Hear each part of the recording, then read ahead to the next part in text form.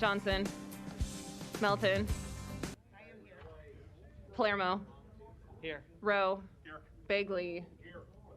Harding. Here. Mr. President. Here. Please rise for the pledge and remarks by Councilmember Palermo. I pledge allegiance to the flag of the United States of America and to the republic for which it stands, one nation, under God, indivisible, with liberty and justice for all. I want to welcome everyone here Tuesday, as always, as we meet here at the City Council. Let's talk about buzzwords: transparency, strategic planning, quality of life, urban core. Maybe buzzwords to some, but truly it's how we work with the city to make it a better place. Just last week I was reminded by, I was going to say wise man, but he's not that old, but I was reminded to talk with people, not to people. So thank you. An affidavit of publication is on file for the pre-council and city council meeting, and a current copy of the Open Meeting Act is posted in a white binder in the east wall of legislative chambers. For the Omaha City Council, we appreciate your attendance here today. We look forward to hearing your remarks on our many agenda items and encourage you to turn your cell phones off or at least to vibrate. Items 6 through 9 relate to the same project and can be considered together for Falling Waters, located north of 200th Avenue and Madison Street. Planning Board and Planning Department recommend approval. Items 6 and 7, ordinances to rezone this property from AG District to DR District and R4 District. Item 8, a resolution to approve the final plat. Item 9, a resolution to approve the subdivision agreement. Public hearing and vote on items 6, 7, 8, and 9 are today. Proponents, please.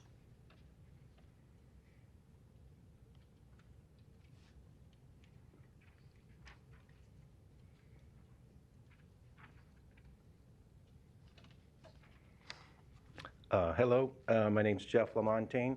I'm with E&A Consulting Group for the engineering on behalf of the client BSR-FW LLC. And I didn't have any comments or statements, but I'm here to answer any questions that you might have. Great, thank you. Any other proponents today? Seeing none, any opponents? Public hearing's closed. Second. Roll call. Johnson. Yes. Melton. Yes. Palermo. Yes. Rowe. Bagley. Aye. Harding. Mr. President. Yes. Items 6 through 9 are approved 7-0. Items 10 through 16 relate to the same project and can be considered together for Majestic Point 2, located southwest of 168th and State Streets. Planning Board and Planning Department recommend approval. Items 10 through 13, ordinances to rezone this property from AG District to DR District, R4 District, R5 District, and R6 District. Item 14, an ordinance to amend the boundaries of the MCC Overlay District to incorporate this property into that district. Item 15, a resolution to approve the final plat. Item 16, a resolution to approve the subdivision agreement. Public hearings and votes on items 10 through 16 are today. Proponents, please. Mr. Jobin. Yes, Mr. President, members of the council, Larry Jobin, 11440 West Center Road, appearing on behalf of the applicant. With me today is Kyle Voll and Cale Beasley of E&A Consulting, the consulting engineers on this particular project. This is an 80-acre development located on the southwest corner of 168th and State Street, and as the agenda shows, it's a mix of residential uses and zoning classifications in this particular area. And with that, I'm happy to answer any questions that you might have. It's a 195 lot subdivision, by the way. Thank you. Any other Thank you. proponents today? Seeing none, any opponents? Public hearing's closed. Second. Roll call. Johnson. Melton. Yes. Palermo. Rowe. Bagley. Harding. Mr. President. Yes. Motion passed 7-0. Item 17, a resolution to approve the Central Park Plaza Tax Increment Financing Redevelopment Project Plan located at 222 South 15th Street in an amount up to $18,083,809. Public hearing and vote on number 17 is today. Proponents, please.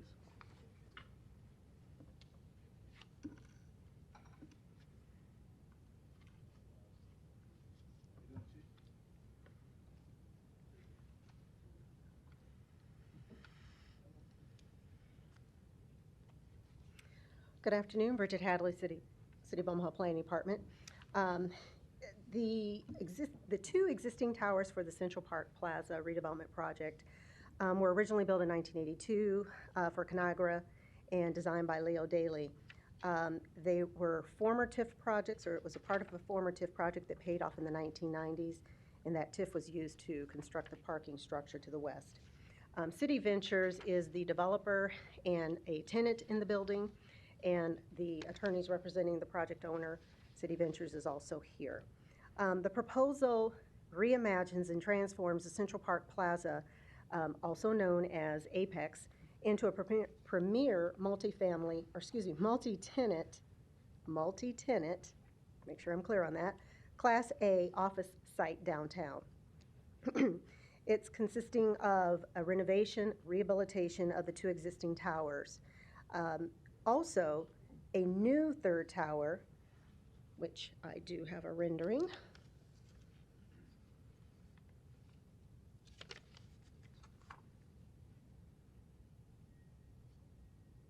So this is looking from the east. So a new third 80,000 square foot, about 16 to 17 story tower will be constructed between the two existing structures. And this linkage will help to bring those two towers together and promote efficiency between the floor plates and each two existing towers. Public improvements will include streetscaping updates along South 16th Street. So I'll show this. So this is west, this is east, this is north, this is south. So streetscaping updates along South 16th Street and other surrounding areas of the property site. There will be a dedication of right-of-way along Douglas Street to allow for new parallel parking. So right along here, where you see the yellow highlight on the map, allow for a parallel parking that will support ground floor retail. And this will be done without interrupting the existing orbit route. And then city staff and the development team are continuing to finalize public improvements along South 15th Street to include a drop-off site of some sort. So just to flip through some of these renderings. This is looking a little bit from the southeast. This is looking from the northeast.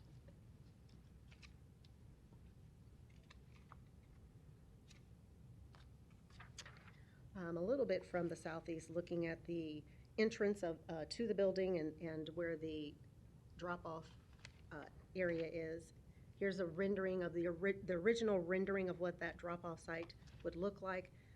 It is has been modified a little bit, and the discussions are still ongoing with staff as to what the final area will look like. Just another rendering. The redevelopment project will accomplish many goals of the city master plan, the 2030 downtown master plan, and other general redevelopment goals of the city. The proposal will repurpose an older office building which has experienced considerable vacancy over 10 to 15 years and which lacks the modern amenities and floor plates for current and future office users. Our downtown had 40,000 jobs in the 1960s. They were primarily office jobs and other jobs within the service sector, industry sector, service sector or industry that supported a vibrant downtown. Since then, downtown has lost over 20,000 jobs, has been what has been documented, and most of those jobs were within that same service sector and industry. This redevelopment project plan proposes to bring multiple hundreds of office jobs and office uses back into downtown, with potential to hold space for over 2,000 full-time employees. By increasing the number of employees in the city's center image, which is downtown, the central business district, this redevelopment project plan also increases the opportunities for residential housing and makes employment more attractive for those who live in nearby North and South Omaha. The TIF, total TIF eligible costs are just over $30 million, and that includes acquisition, rehabilitation, public improvements, and some A&E costs. There was a TIF contribution that was requested to go toward the Downtown Public Improvement Fund, and that is still being negotiated with the redevelopment agreement terms. The total TIF is approximately $18 million, and the total project cost is just over $104 million. The TIF project does comply with the Community Development Law and our TIF program, and the TIF committee has given its approval. So with that, I would ask for your approval. Thank you. Any other proponents today?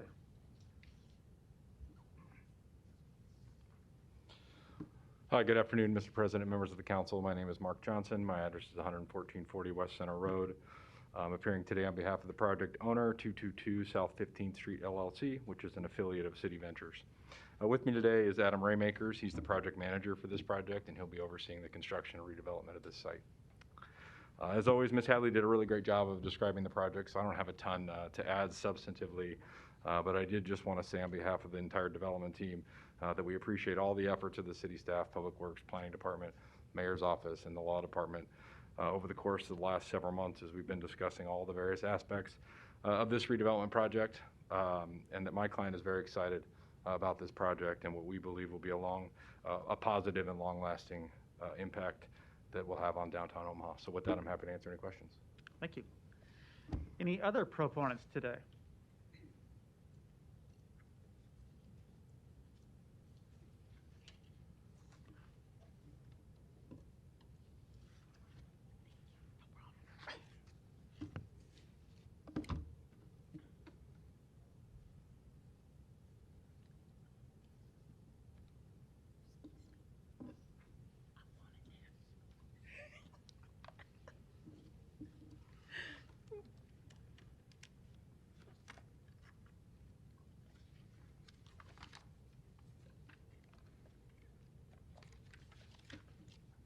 Good afternoon, Cheryl Weston, 1811 Emmett Street, and I'm here as a proponent for this because it's going to bring development and growth to the area.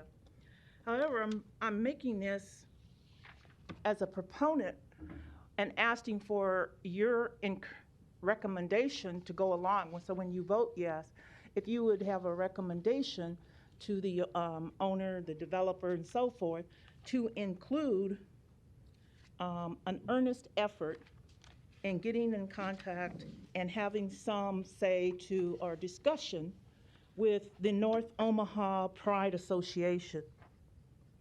And I've given you the letter that I am emailing or have emailed to you requesting this to go along with the supportive information.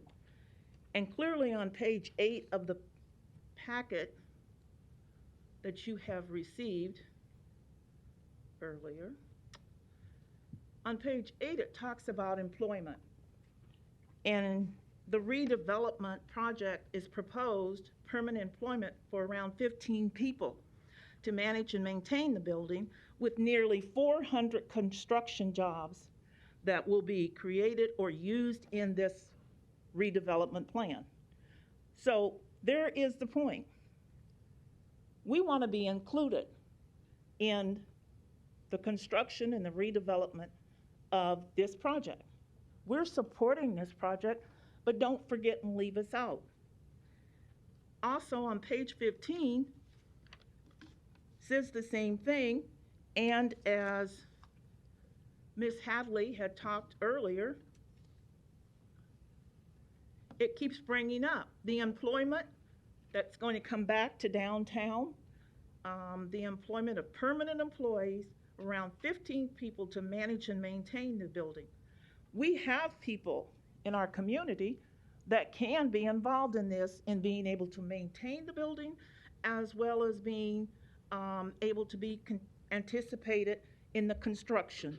It talks about 400 jobs with a payroll of over 17.3 million.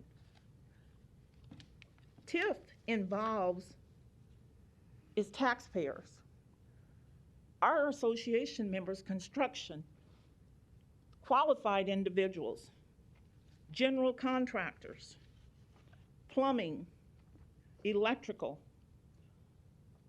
trucking, all of those. So we're qualified. We're not asking for hand out, we're asking for inclusion and involvement in this.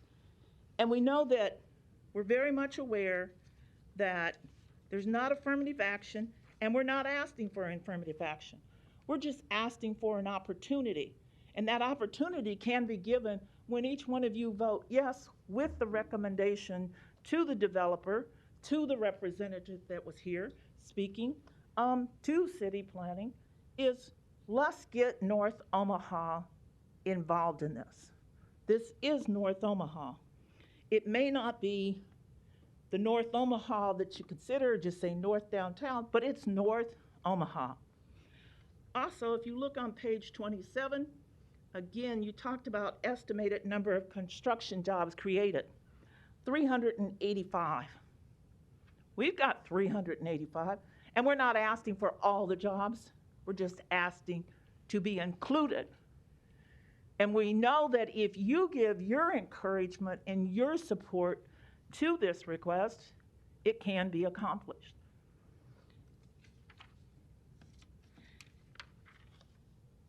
Page 33 of the attachment to the city agenda today, number 4. The project must be the objective of the city master plan. Isn't North Omaha part of that city master plan? It includes job creation, application, urban design, all those elements.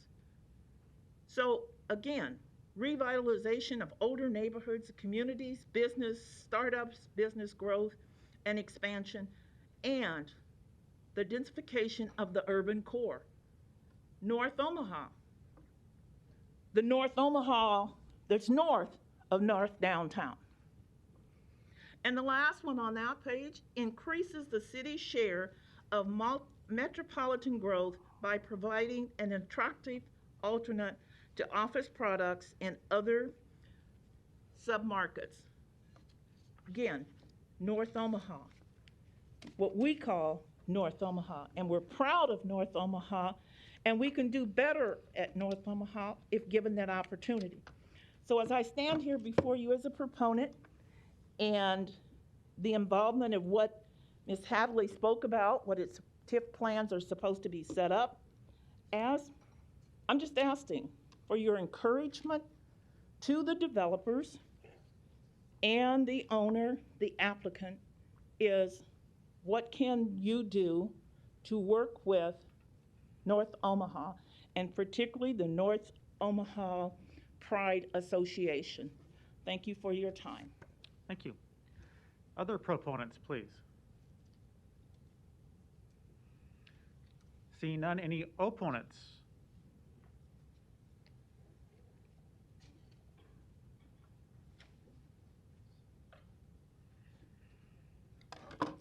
Good afternoon, Larry Storr, 5015 Lafayette Avenue, Omaha 68132. I'm sure you're all happy to see me. I wonder if you'll escort me out early today for being slightly off topic. But this lady, as good a speaker as she is, you know, I'm beginning to believe her. Why is everything west and south? I drive around North Omaha sometimes, and yeah, we've done very little out there. I'm beginning to see their point.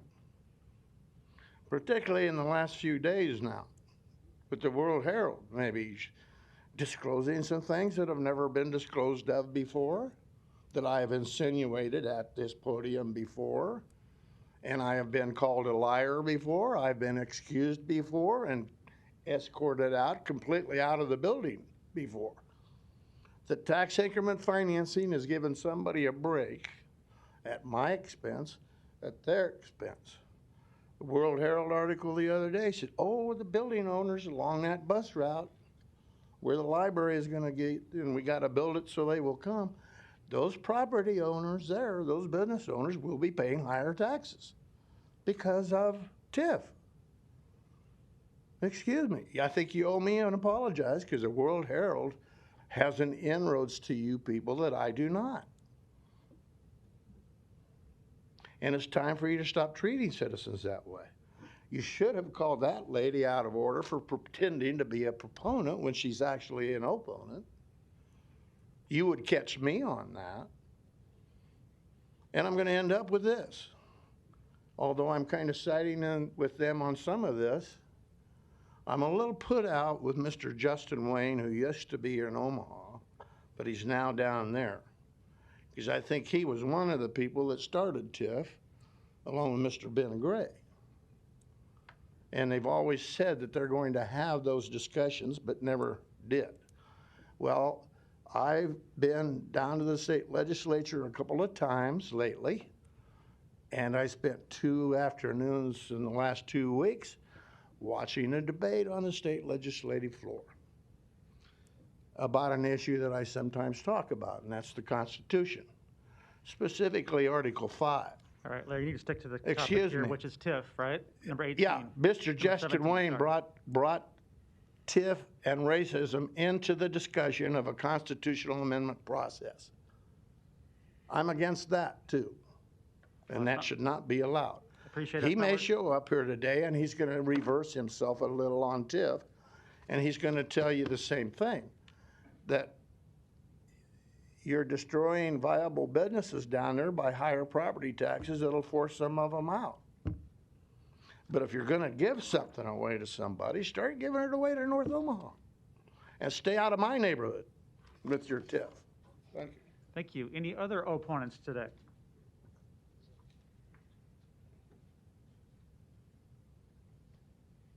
Hello, my name is Keon, and I'm coming down as a proponent, and I will ask to speak Sure. if I could.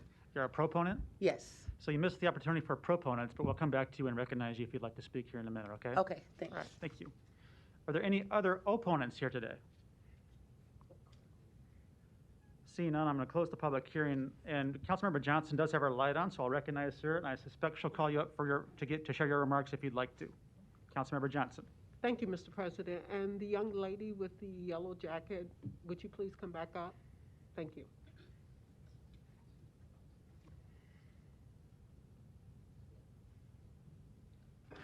Hi. Just name and address for the record, too. I'm sorry, say it again? Name and address for the record, too. My name is Keon Lowe, and my address is 3606 Orchard Avenue. And I'm coming today as a proponent. I'm a native Omahaan, born and raised in the city. I am a part of a local logistics company down in North Omaha.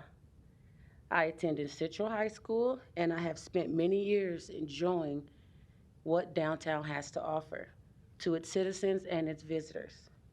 I have seen buildings go down and buildings come up in the downtown area. It's exciting to see visionary projects come to life. In the proposal, it states that under the employment section, the project anticipates 400 construction jobs and will create businesses, opportunities, and new businesses. Sorry about that. I stand here today to request that an amendment be added in good faith to this project plan that allows a percentage of those anticipated jobs, whether it's hard construction or soft construction, be outsourced to the local businesses in the city. So we want to be a part of the redevelopment project as well.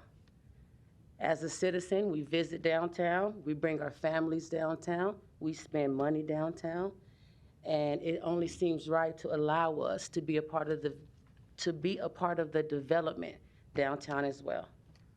Thanks. Thank you. Thank you. Good afternoon, everyone. Ms. Hadley and Mr. Johnson, I have a few questions regarding your proposal here. First of all, I would like to say that this is a wonderful opportunity, a wonderful chance and great aspirations to develop the downtown area. I too agree that back in the 60s, 70s, downtown was booming, it was popping. I can recall the building off of, 16th, across from the Brandeis building. It currently looks like a parking garage or some sort. At that time, back in the, I think it was back in the 70s, early 80s, there was a Walmart, and there were a whole bunch of departmental stores inside of that building. And I remember Omaha, downtown Omaha, was just a great place to be. Definitely a place to do business and make purchases, and the economic opportunities were just outstanding. And so, I'm really excited about this opportunity to restore that type of movement into the downtown area. I also agree that the TIF is a great opportunity, a great tool to use to make that happen, make that become a reality. We also know that with the TIF as a tool, there are certain characteristics that are incorporated in the TIF project, such as jobs, particularly to marginalized communities, such as North Omaha, South Omaha, and other places in Omaha, Nebraska. We've had two different folks come up, Ms. Weston and the last young lady, presenting a argument to be a part of this project. So I would like to ask both you and Mr. Johnson, what can we do to fulfill those requests? I think I will defer that to Mr. Johnson, since he's representing the project owner. Thank you, Mark Johnson, 11440 West Center Road. I just spoke to Mr. Raymakers. As I mentioned, he's the project manager for the project. He's in charge of overseeing the construction and redevelopment aspects of this. I know from conversations with my client, they're in the process of selecting a general contractor for this project.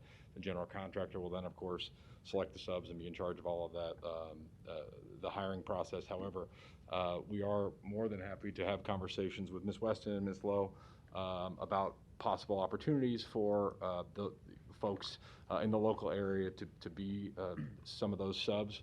We can also ask the general contractor to hold a job fair for a couple of weeks where you'll have an open opportunity to learn about the project and get involved in the project and maybe bid on the project and have an opportunity to work on the project. So definitely happy to provide that opportunity and have any of those conversations that anyone wants to have.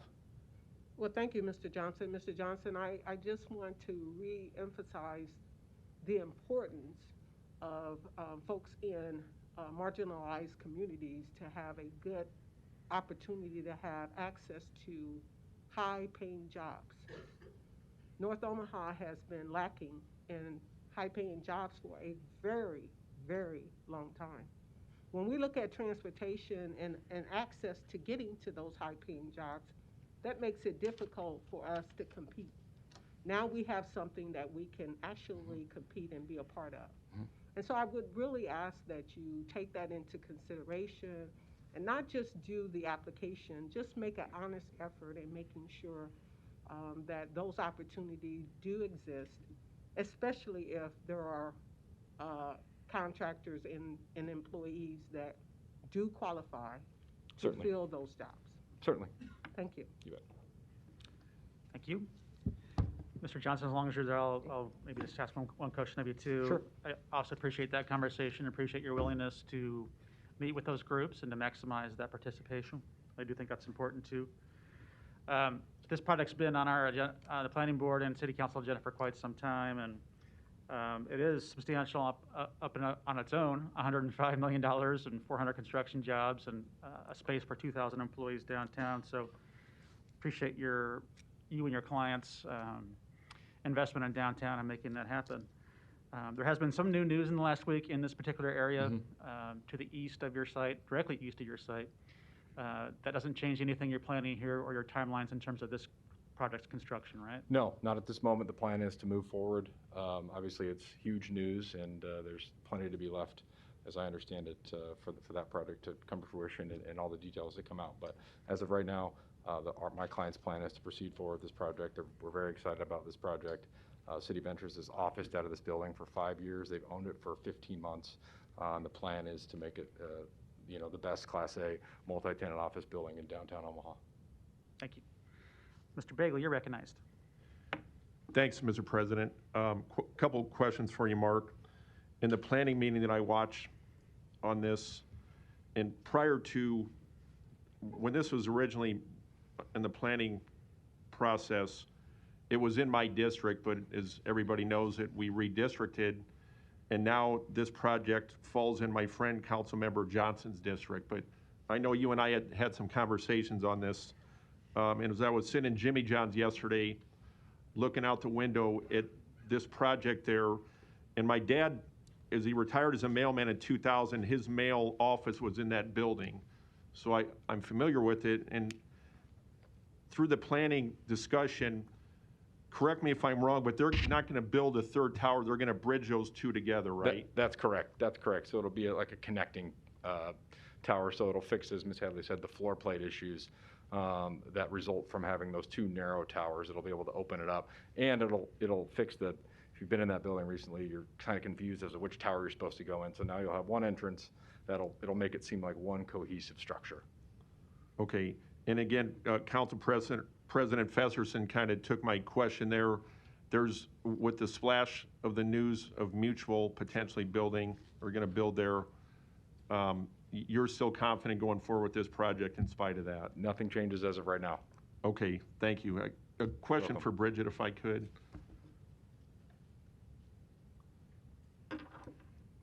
Can you talk briefly, you had mentioned it, and I know it was in the planning meeting, it was discussed, that was the first project that was a TIF project, correct?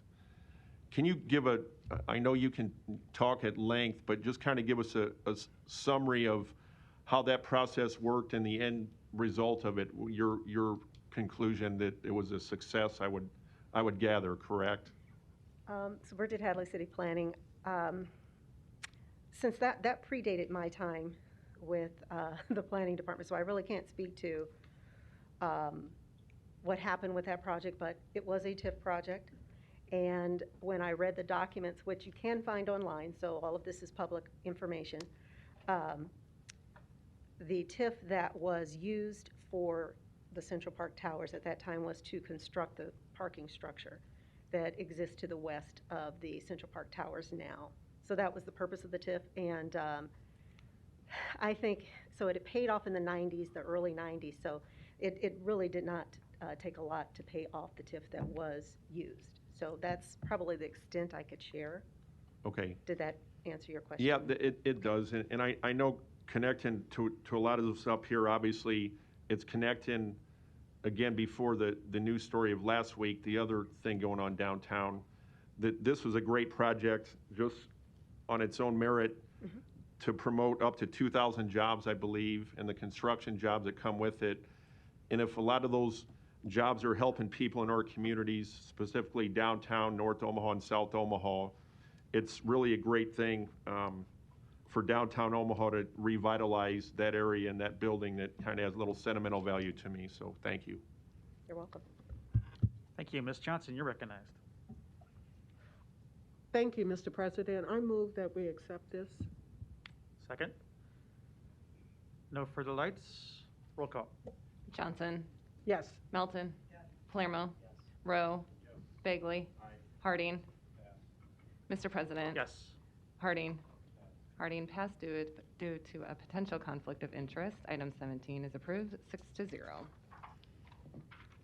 Item 18, to consider a Class CK liquor license for Horseman's Park located at 6303 Q Street.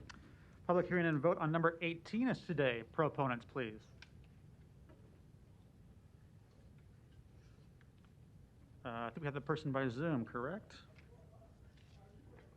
Let's see. Mr. Falson, you're recognized. Yes, Mr. President. Members of the council, my name is Mark Falson. I'm an attorney at 1128 Lincoln Mall, Lincoln, Nebraska, 68508. I appear this afternoon on behalf of the applicant, Nebraska Horsemen's Benevolent Protective Association, or NHBPA. NHBPA has long owned the property at issue here, Horseman's Park, and for a number of years leased it to Omaha Exposition and Racing. Late last year, Nebraska Horsemen, NHBPA, actually became the license holder, applied for the license for live racing and simulcast, and that became effective January 1st. As a result, the lease between OER and NHBPA, my client, terminated at the end of 2021. So in essence, NHBPA just reassumed its authority over its own property. It continues to operate the premises in the manner as previously operated. We do not anticipate any material changes in the manner in which it's operated, and we hired the vast majority of the employees from OER. We would respectfully request that the resolution be approved, and I'm happy to answer any questions you may have. Thank you, and thanks for that background. Any other proponents today? Seeing none, any opponents? Public hearing's closed. Roll call. Johnson. Melton. Palermo. Rowe. Bagley. Harding. Mr. President. Yes. Item 18 is approved, 7-0. Consent agenda. Any member of the City Council may cause any item placed on the consent agenda to be removed. Items removed from the consent agenda shall be taken up by the City Council immediately following the consent agenda in the order in which they were removed unless otherwise provided by the City Council Rules of Order. We've got a request to remove number 19 from the consent agenda. So first we'll take items numbers 20 through 31, and those public hearings were held on January 25th. Is there a motion? Roll call. Johnson. Melton. Palermo. Rowe. Bagley. Harding. Mr. President. Yes. Motion passed, 7-0. And I'll take number 19, which also had its public hearing on January 25th. Is there a motion? Roll call. Johnson. Melton. Palermo. Rowe. Bagley. Harding. Mr. President. Yes. Motion passed, 6-0. Bagley abstains. The public hearings on agenda items number 32 through 55 are today. If you wish to address the City Council regarding these items, please come to the microphone, indicate the agenda item number you wish to address, identify yourself by name, address, and who you represent, and if you are a proponent or an opponent. And we do have the applicant for number 32 by Zoom, Mr. Segrikis, if needed.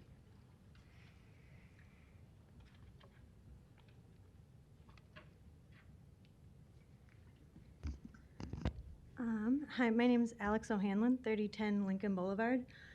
I wanted to comment on agenda item number 42 in support of agenda item number 42, which is a resolution to pay RDG to do the Affordable Housing Action Plan.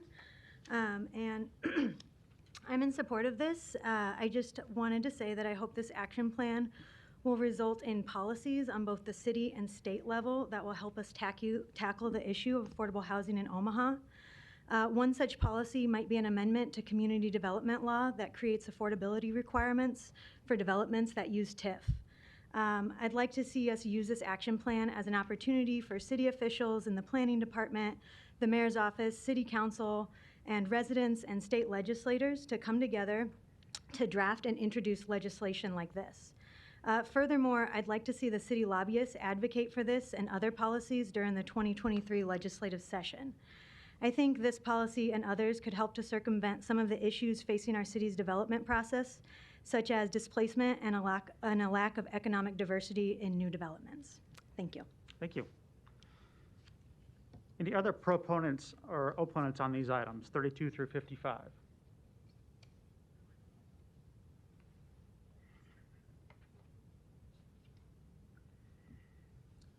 Eric England, Planning Department. Since Alex came up and spoke, I just want to mention that planning staff and representative of RDG Consultant is available for any questions on item 42. And Eric, as long as you're there, let's do that, because I was going to highlight this item as well, because it is very important, I think, to the City Council and the city to pursue affordable housing strategies. Not only is it required under law to do this study, but we want to see this move forward throughout the city, and I think there's great potential right now between all of our nonprofit and for-profit partners, as well as our ARPA funding that's available in the spring. So if you wouldn't mind giving a little more meat on the bones about the plan, the timeline, the public engagement, all those things. Sure, yeah, I can touch briefly, and then we have others here that can also touch on it. So yes, this springs from a legislative requirement that is due by the end of the year, but we are excited. This is something that there's a lot of conversations about the need for affordable housing, more conversations about all types of housing throughout all of our districts and throughout our entire jurisdiction. So it's a very important topic that we are looking forward to being engaged with. with the community, with our partners. We do have Amy Hasse here representing RDG. She could touch on, some of the ideas. Obviously, a large component of this project will be public engagement throughout all of the districts and citywide. We want to hear from the public. We want to engage with partners, and we think it's an important element. So I'd open it up. I don't know if you have any specific questions on timeline. We did, I guess while I'm up here, we did issue an RFP this past fall. We had 7 interested companies reach out. We interviewed the top 4, and RDG was selected as the highest and best consultant. So we're excited to bring them on board and ask for your support. Thank you. Ms. Hasse. Thank you, Mr. President and fellow council members. Amy Hasse with RDG Planning and Design, 1302 Howard Street. Excited to be here with you today and discussing this very important topic to all of our communities and really all residents across the state of Nebraska. We are, as Eric shared, we're looking at a time frame that will get us wrapped up in plenty of time to meet the end of year deadline that we need to be at, and we are already beginning to outline the different ways in which we can engage community residents across the entire city. We are hoping to start that and kick that off here in the early part of the spring, end of winter. So we'll be looking at multiple different tools, from in-person events, as much as we can do that, to online activities and lots of different ways that people will be able to share and give their input into the process. And as we were speaking this morning, your company also just completed a plan, similar plan for the city of Lincoln, correct? Correct, yes. We just completed the Affordable Housing Action Plan in late 2020 with the city of Lincoln. That met all the requirements for LB 866, so it was the first one completed in the state under that new legislation. We've also had the pleasure of working with communities all over. Our team has communities all over the nation, including recently completing the statewide housing study for the state of Kansas and Johnson County within the Kansas City metro area. And you're aware of the significant work that's already taken place here in terms of the Sherwood study and the background, yes. And I think a lot of the statistics you'll be seeking to incorporate. So in some respects, it might give you a head start, but your study will, in the other day, produce some recommendations around public policy as well, right? Absolutely, yes. And if you've had, for those of you who maybe have had a chance to see the Lincoln study, that is a core component of our philosophy of this. It's got to be more than just about crunching the numbers and telling us things we maybe already know sometimes, but framing that around then what are some policies and actions that we can take to move our community-wide goals forward. Thank you. Appreciate that. Any other proponents or opponents on 32 through 55 today?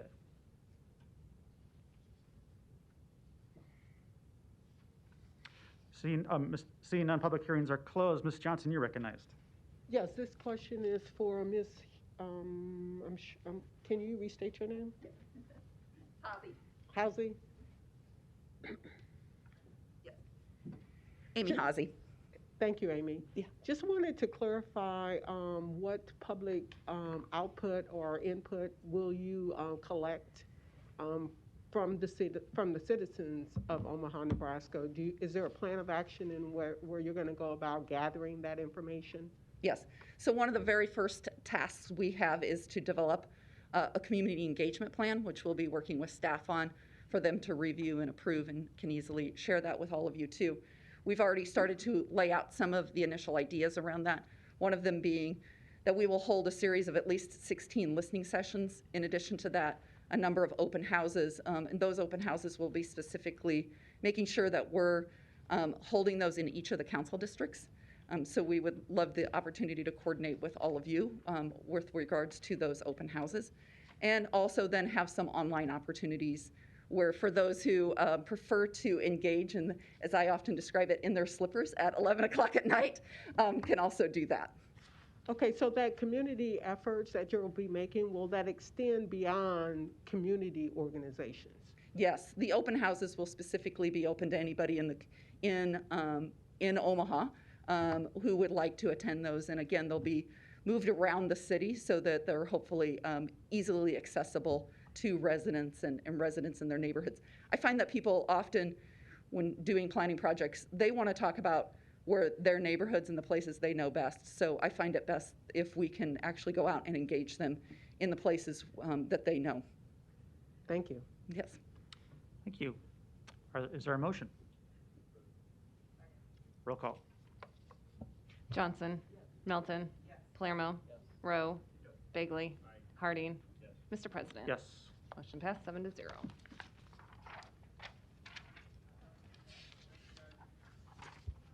Item 56, an ordinance to approve a lease agreement with 1401 Jones LLC in the amount of $465,000 per year for public library facilities. A is communication and support, B is communications and opposition. The vote on number 56 can be today. I first want to recognize either Mr. Warren or Mr. Anderson. I think they had a message from the mayor they wanted to read into the record for her testimony before we have comments and questions from council members.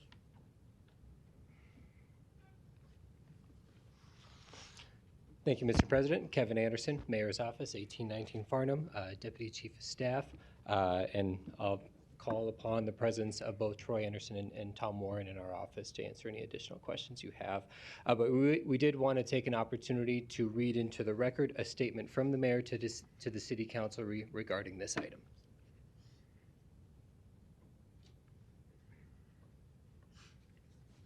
Thank you. Mr. President and City Council, based on the recommendations of Himmel and Wilson both in 2010 and again in 2017, which took into account significant public outreach and community involvement, I believe that the property at 1401 Jones Street satisfies the recommendations of the Omaha Public Library Facilities Master Plan and presents an incredibly exciting opportunity to create a world-class downtown branch for years to come. This recommendation comes to you with unanimous endorsement of the Library Board of Trustees, the Library Director and Administration, and the Library Foundation Board. I encourage you to vote yes on the lease agreement being presented to you today.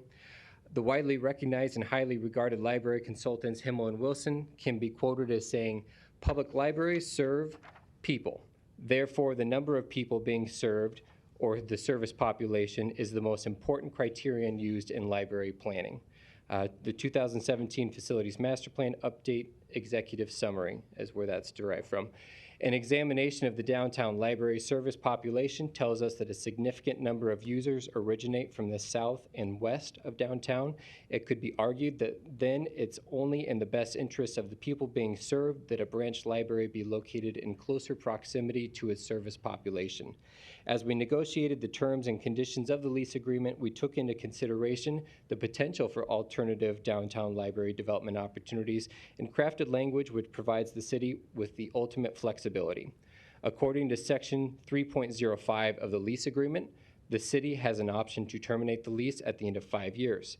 If an alternative library development opportunity is not identified in the first 5 years, the term of the lease is a period of 10 years, which then allows the city an opportunity to again identify an alternative library development opportunity or renew the lease for another term. With that being said, I assure you that my office will continue to entertain alternative downtown library development opportunities, including either construction of a new standalone branch library facility or inclusion of branch services into new mixed-use structures, and that should the opportunity present itself, we will present those opportunities to the Omaha Public Library Board of Trustees, Omaha Public Library Administration, and City Council for their review and consideration. Signed, Mayor Gene Stothert. Thank you. Mr. Harding, you're recognized. Thank you, Mr. President. Kevin, probably have you stay close by at least, maybe. So one of the things, and this letter does highlight this, and we talked at length about this both at at the pre-council meeting as well as in the weeks leading up to this. I think the lease option is really kind of and it says here in the letter too, but I'll use my words. I think it offers us the most flexibility in addressing a branch location for the downtown area. One, if we go forward with this and we have an option to let the original term run its course and take advantage of the renewal options within there, Or we can also take an early option to terminate at the, really at the end of the 5th year. I have to give that notice before that, but. And then we also had the option to purchase. And then the last one is that we could let the term expire if a new opportunity or a better opportunity presents itself in the future. I think I did this a couple of months ago, it seems like, and then I've done it on occasion from time to time, and I just did it again after pre-council this morning. But I did a quick survey of buildings in the downtown area in excess of 20,000 feet, and I know what we're really looking for is something north of 35 to 40,000 feet.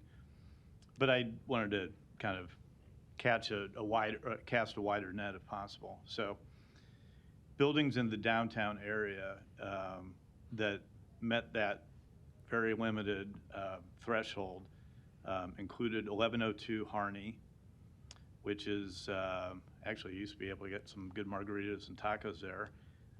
That was Michael's, but that's actually kind of commercial on the first level and then multifamily on the levels above that. So really, that's an investment sale, so that's not going to work. Then you have 1202 to 1218 Jones Street, which is the Fairmont dairy building that is 123,000 feet. So that's probably not a likely candidate as well. And then you have the 1818 Leavenworth, which is it's called the Vantage Point building, which many people may be able to place in their mind. It's on about 18th and Leavenworth on the northeast corner of that intersection. It's a 37,000-foot building that I think, as long as I've been in the commercial real estate business, has been listed for sale. And I've been in the business for more than 20 years. And that's actually that's not a good opportunity as well too. So I think part of the reason I bring this up is that there was some discussion as to what other options were investigated, whether other options were available, and I would tell you this survey that I've recently done is not very different than the ones that I've done in the past. There are limited options in the downtown area, but that doesn't mean that this, only because there are limited options doesn't necessarily mean that this isn't a good option, which again, I think it is a good option. You've seen, I think, some commentary by other professionals in the business. I think Margaret Sullivan is one that we've talked to in the past, and you see some of her comments about how you can redevelop properties, be it old properties, into beautiful facilities that can accommodate the needs that we're looking to accomplish in a downtown branch location. So again, I think I might have some other comments later, but I wanted to at least address the idea of really the advantages really of this lease opportunity that we're looking at for 1401 Jones for downtown branch library. Thank you. Thank you. Ms. Johnson, you're recognized. Thank you, Mr. President. I just would like to go on record as saying that all of us here in City Council have received over 100 emails in opposition to Ordinance 42858, as well as Ordinance 42859. So I won't go through all of the many emails, but I do want to address one email that I think eloquently points out the opposition as a whole of the numerous emails that we received. On this email, it says, "To whom it may concern, my name is Cass. I have called Omaha home for 5 years. I am writing in opposition to items 92 and 93 on the January 25th, 2022 City Council agenda, otherwise known as Ordinance 42858 and Ordinance 42859. I ask that my comments appear as a part of the record. The project to move the W.D. Dale Clark Library branch create a central branch. Let me see here. Create a central branch, completely upheave how the library stores genealogy and historical collections, and lease the location of WDL Clark Library branch is unfeasible as it is expensive and unnecessary. These ordinances do not improve the services of the Omaha Public Library. Furthermore, they contain discrepancies, create library facilities that are not accessible to the public and are in danger of natural disasters and are costly. There is conflicting information between the ordinances and the leases as written. Both 42858 and 42859 state the lease agreements are for a term of not less than 5 years. However, both lease agreements state they are for longer. For the 1401 Jones Street property, the lease is written for 120 months, which is 10 years. And the 3020 South 84th Street lease is written for 10 years and 3 months. This discrepancy speaks to the rushed manner in which these documents were pulled together. The Omaha City Council and Library Board of Trustees cannot be expected to make informed decisions on ordinances that contain such obvious discrepancies. The rush with which these ordinances have apparently been prepared and the initial secrecy of this project also do not inspire faith in the community. Both properties, 1401 Jones and 3020 South 84th Street, have significant complications that make their use as facilities for public use impossible. 3024 South 84th Street is to house Omaha Public Library's historic and genealogy collection, but is located in a floodplain and requires additional special peril insurance coverage. By moving these unique, irreparable collection to this site, we are actively putting these materials in danger and paying additional money to do so. When 3020 South 84th Street floods, the community will lose hundreds of thousands of items that are unique and vital to preserving the history and culture of this city. I have had the pleasure of working in archives at the University of Nebraska at Omaha, so I have seen firsthand the care and precision with which historical documents must be handled. The environment for storing documents safely has to be precisely maintained. Water damage is a significant threat to archives that is prevented when a facility like the one at W. Dale Clark is appropriately placed to minimize the risk of natural disasters. This decision to move the historical collection was obviously not made by trained historians and archivists and creates unavoidable obstacles in preserving and sharing the collections. Splitting the library branch downtown and creating a central library does not solve any ongoing problems with the library system. A large project that has been in the works for years is to create a 13th branch in the southwestern part of Omaha to help make some of the pressures off of the overly busy Millard branch and reach out to taxpayers in the area we need and want easily accessed library services. It seems that in the interest of aiding developers and private business owners, the project for needed 13th branch has been shelved in favor of spending funds on this unnecessary project to move and lease the downtown branch. The library system has plenty of opportunities for improvement, and Ordinance 42858 and 42859 ignore these opportunities and instead create more problems for the library system and the city. Myself and others constituents would rather see the city invest money in improving the existing library branches and building branches where there is obvious need for one. Below are questions that I implore the city council members to consider when deciding on these ordinances.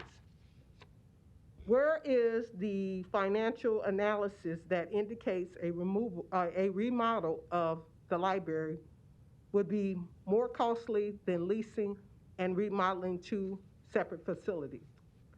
Question 2, why were these sites chosen? How much consideration was given to the other options, particularly locations closer to the expanding Orbit bus line?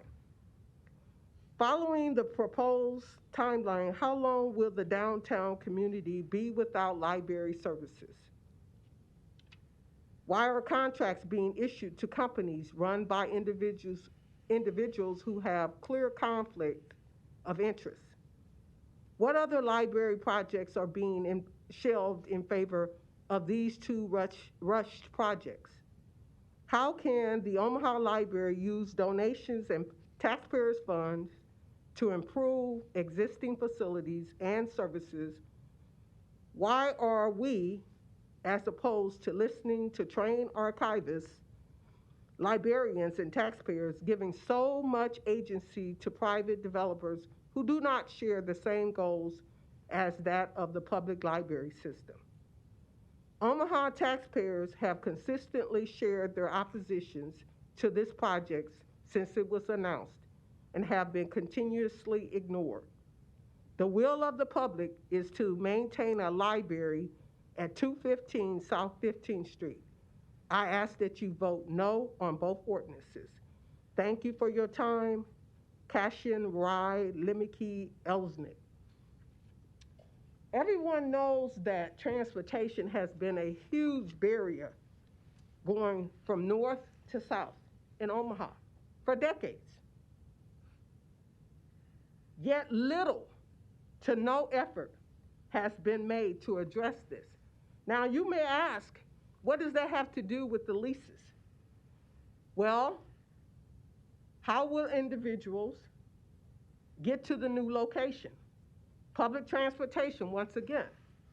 We have marginalized communities that need and use the library more frequently than individuals that have meaningful jobs. Their money that they have is at a much larger scale than these individuals in marginalized community. So at this time, I'm again going to say a vote of yes for this lease is also a vote to vacate the library. And when I was running during my campaign, I always told or always said that I'll stand for you, but I need you to stand for me. In this ordinance, these two ordinances before us, I'm going to have to vote no. I make a move that we vote no on those two ordinances. Thank you. Thank you. Ms. Melton, you're recognized. Thank you. And I was wondering, first, do we have somebody from legal? I don't know, Mr. Cooley, if that's you or somebody that helped draft the ordinance this year.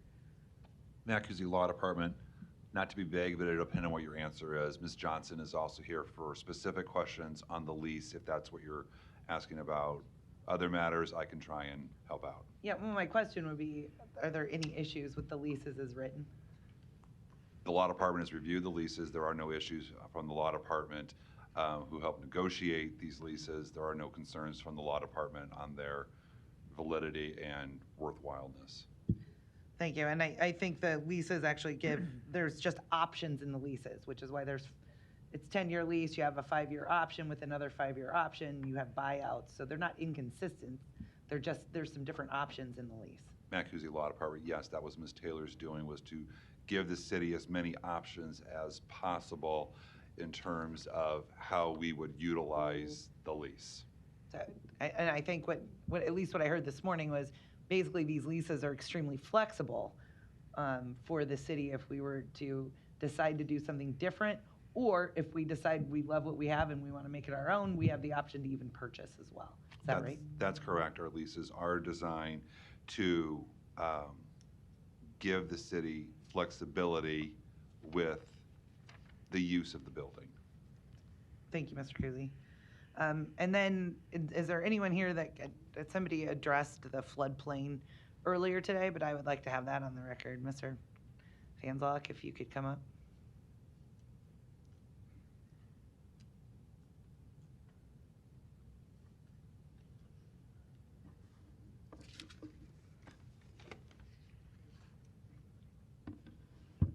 Good afternoon, Dave Fanslow, City Planning. And Mr. Fanslow, can you please, because the email we just heard, it sounded like it's imminent any day now, that entire building on 84th is going to be underwater. Could you address potentially the floodplain? Tell us how old that building is, how long it's been standing. I know I think it's been there since I was a kid. I think that. Sure, you're a little younger than I am, but the building, according to our records, according to the Douglas County website that we use for our records, the building was built somewhere 1973, 1974, and we have been regulating floodplain since 1978. The data that we use from FEMA that we regulate to is maybe a better way to put it, shows that building is not in the floodplain. Some of the parking lot to the east, not the parking lot directly adjacent to the building, but the larger parking lot, part of it to the east is in the floodplain, but the building itself is not. And to your knowledge, have they ever had major flooding issues right there with the building? You know, there was some flooding back in the 80s along that creek, but I can't tell you what buildings were wet. But it's not in the floodplain, according to our records. It never has been. Okay. Thank you. I wanted to just make sure that was clear. You're welcome. Is anyone here that could address how they will take care of the transportation of the materials, the care of the materials in the building? Is there anyone from our library here? We do have Ms. Marlene by Zoom if you want to ask her that question. Oh, there it is. Sorry, Laura. Can you unmute yourself and then I'll call you back up, Mr. Anderson. Hello. I can't address the technical questions about those issues. I can say that my staff have seen the sites, and both locations are large enough for us to house the materials we need to house. And we feel pretty confident that we'll be able to offer access to the historic and genealogical collections at 84th and Frederick. We're still not sure if that'll be through open hours or through appointment, but those collections will be available. And then what steps do you take? I mean, how is the collection maintained now at the W.D.L. Clark? The special collections are not kept in archival quality space. We just don't have that set aside at the main library. So any conditions at the Shopco site would be pretty similar. We'll have air conditioning and heating, and there's space for getting collections off the floor. So there's additional storage, and that's how they'll be maintained. Ideally, with a new central library, we'll be able to move our special collections and the rare pieces into climate-controlled conditions that are more appropriate for those materials. And you kind of jumped ahead, which is where I was going to go, because what we haven't discussed today, and we didn't discuss kind of last week because it's come up, but the plans that came out for the new central library at 72nd and Dodge, is that where these collections you foresee housing in the future? Yes. And that's going to kind of be, I don't know, when I looked at the building that we're working with Heritage on, I kind of thought of it as the Henry Dorley of all libraries. It's kind of like the zoo that we have. I think that this library, especially working with I would say internationally renowned architects and library specialists, that's kind of where you would envision keeping all of those collections in a brand new space that's climate controlled and everything else. But in the meantime, you will make sure that the collections that are kept at 84th are in a place where they can be maintained with little or no, potential for damage. Correct. Okay. And you're confident that you can do that? Yes, we have been, and we will continue to do so. And I understand, I know your commitment to libraries, to the collections, and to those things, that you care deeply about those. So I have no doubt that you will ensure that those collections are kept well and aren't destroyed. So thank you very much. I appreciate that. Thank you.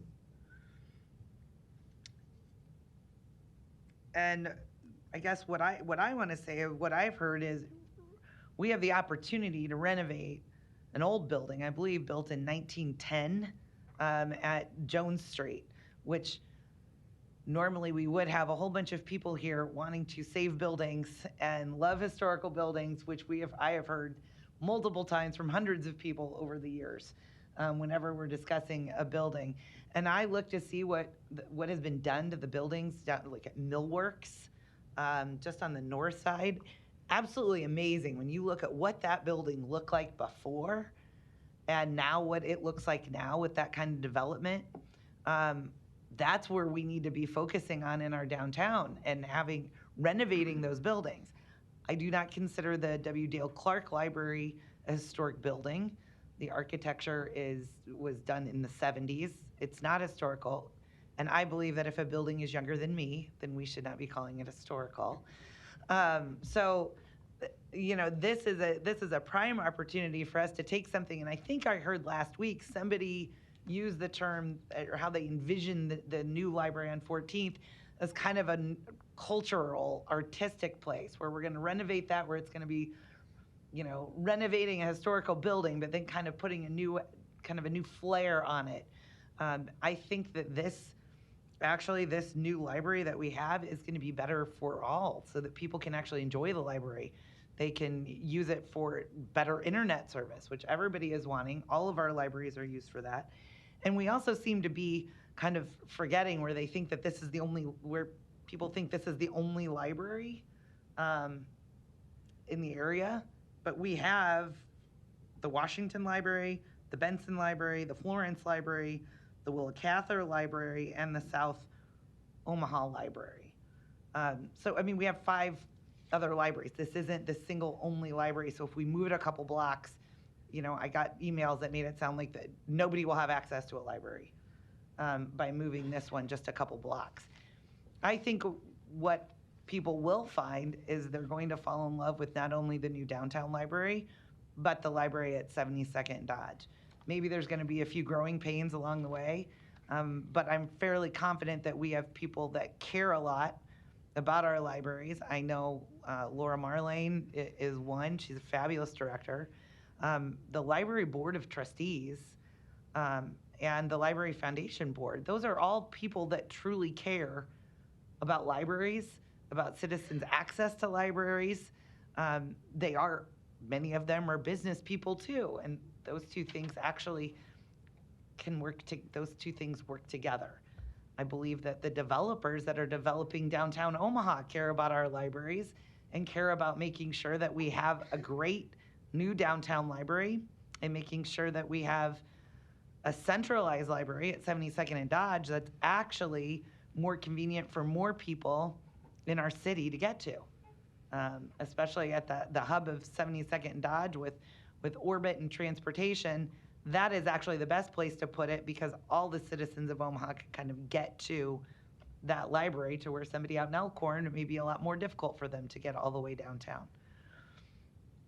I think that this just provides a lot of opportunity for us We have to kind of look at the big picture as well. And I understand that people don't like change. I remember when we were gonna, close down Rosenblatt and move it to its current location where we have TD Ameritrade, which will now be known as, I believe, Charles Schwab. And that's turned out to be great. It's been great for our downtown. It's been great for our development. We have a convention center at this point that's one of the few in the United States that actually operates, in a profit and not in a deficit. So we've done a lot in our vision and fulfilling a vision for downtown that started decades ago. And now we're continuing that vision. And I think we all have an obligation to make sure we continue to do that. We can't get caught up on just one building or moving something a couple blocks. We have to look at the bigger picture. And I am very confident that I think in the end, there may be people that are objecting to it now, but I think and I hope and I'm fairly confident are going to be very happy with the end result, just as we've seen in the past. So that is why I am supporting this. I have talked to many people. I was just at a lunch yesterday with over 50 people who were all extremely supportive of this. So sometimes you'd get emails, but I actually go around, talk to people, go meet with groups, and I discuss this. What are your thoughts? What are your thoughts about what we're doing with these things? So I've had a lot of feedback other than just some emails. So I believe that a number of people, if not the majority, are actually in support of the growth that we see and the vision that I think the mayor is carrying out for our downtown area with the help of nonprofits, for-profits, and all of us kind of working together in these public-private partnerships that really have made Omaha the city that it is today. So I look forward to our future. Thank you. Thank you. Mr. Rowe, you're recognized. Thank you, Mr. President. I wanted to just speak to a couple of items as well that were brought up in the email that Ms. Johnson read. There was a mention in the email, and then also there was a testifier, a person that came up last week that was talking about the Southwest Omaha branch. And that's important to me. I am living in a library desert, if you will. We have no libraries in the Southwest. But I did look, in our CIP, we have budgeted $15 million to invest in a library for my neighbors that live out in the western part of our city. And that's slated to be done in 2023 if we can find the right property and we can get all the ducks in a row. I believe that will happen sooner than later. Clearly, our busiest branch is the Millard branch, and that's where I go today. And I look forward to spending time out in the farther west brand new branch out there and being a part of a world-class library system. And then it was also mentioned, Amy mentioned about the 110-year-old building. I've been a member of Restoration Exchange, or what was called Restoration Exchange. It's a group of people that believe in preserving old buildings in our city. And this is a perfect example and a perfect opportunity for us to preserve a 112-year-old building and use it properly, use it well. And the structure and the bones of the building are clearly suitable for this use. And I think we can do a world-class building there at 14th and Jones as well. So I too will be voting in the affirmative. Thank you. Mr. Bagel, you're recognized. As my colleagues have done, I've spent a lot of time deliberating on this and talking to multiple folks beyond the emails that we get. And that includes our city staff, Kevin Anderson from the mayor's office, multiple constituents. In fact, I got lobbied about 2 minutes before a meeting from the Foxes that do great work for Field Club Neighborhood Association. They're in my district. I've spoken to business owners and people that are involved with this, and trusted advisors that I know in my life that even have been in politics at one point or another. And a lot of things, as we go through this process, and I really have enjoyed digging in and learning more about it by listening to people. And as I had mentioned in prior meetings, there's a lot of sites beyond 1401 Jones Street. And the arguments made for that location, some of them are good, I believe. They're well-intended, but as I look around, there's a lot of locations. I'm gonna mention them again. The Civic Auditorium site, 15th and Douglas, where the old UP was. And of course, everybody knows that the 18th and Capitol, the Civic Auditorium is an empty site. 24th and Dodge, 11th and Pierce Street, the old Postal Annex building. Even the Clarinda apartments that were a controversy that some of you were on the council years ago that went through. I had a good, and I want to thank Kevin Anderson from the mayor's office that he's been patient and fair and tried to answer the questions the best he could based on what the marching orders from his boss that he had to bring, and I understand that. I'm not saying that in a bad way. We had discussions on the owner's rep agreement. I was trying to see if there was some kind of avenue that we could do where if we committed to a 5-year or 10-year lease, that during that time frame we can get some kind of ironclad agreement that has teeth in it that says we will try to get a contract to get either an architect or engineering firm to get a site different than 14th and Jones. One of these other locations, the searches they did were done in a matter of months. I think if we had better deliberation and discussion, we could have had, information to share with the council, which would have included the concerns besides what's at 1401 Jones, but new considerations. Are there other searches we can do to find a better spot instead of being thrust into this time crunch where we have to vote on this or everything's going to be a disaster?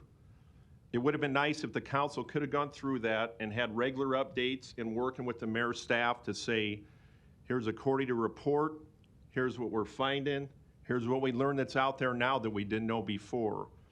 And I think that could have been a process that will work good, at least in my view, for this council as we went through this process. And I want to be clear, the announcement that the mayor made with Mutual of Omaha in respect to that last week, it was a huge announcement. And I have, like many people, well, especially in my District 3, is I looked out my bedroom window to the south and I could see Mutual of Omaha. That's where my aunt and uncle worked their whole lives. We just buried my uncle last week. He lived a good, long life, and he was proud to be a Mutual of Omaha employee. So I want to tell my friends in the business community in Mutual, I think it's great that you want to invest in downtown Omaha. In no way am I against Mutual wanting to do that, because I believe that that's great for the anchor of the face of Omaha, but also where my uncle and aunt retired from, and many of my neighbors from Webster Street and Gifford Park that love to call that home because of Mutual.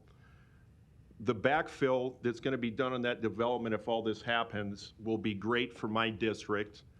It'll be great for job and economic growth and the other things that are going to come with it. So I want to make sure that's clear for everybody out there listening today.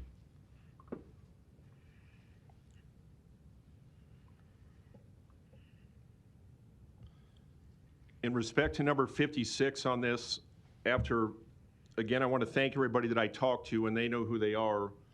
It was a process that I really, again, spent a lot of time going through and thought about, but in respect to number 56, I'm not going to support this today because I believe we can find a better spot that we can be patient to get there. And I know there's moving parts here, but I am putting it in my mind that the 14th and Jones, I'm voting against that, hoping that we can find a better site, and we're a city that can do a lot of great things in motion together, and I'll look to supporting that as we go forward. Thank you. Thank you. Ms. Johnson, you're recognized. Yeah, there was a motion on the floor. For clarity, you had a motion to deny, correct? Yes, and can I get a second on that, please? There was no second. Motion to deny did fail for no second quite some time ago. I move that this motion fail. And All right. We need a clarification here, either by the city clerk or the city attorney. There was a motion to deny quite early on that did not have a second. I believe we just had a motion to approve. At the same time, there might have been a second. Mr. Kuza, your interpretation of that for us, please. I believe the clerk and I are in agreement on this. The initial motion to deny made by Councilmember Johnson fails for lack of a second. I think a significant amount of time elapsed between her initial motion and when Mr. Bagley made a second on it. So the pending motion before the council is the motion to approve made by Councilmember Melton and seconded by, I believe, Councilmember Harding. So in sum, the initial motion made by Ms. Johnson fails for lack of a second. Okay. Thank you. That's what's currently on the floor. Mr. Palermo, you're recognized. Mr. President, let me see. There, okay, it's working.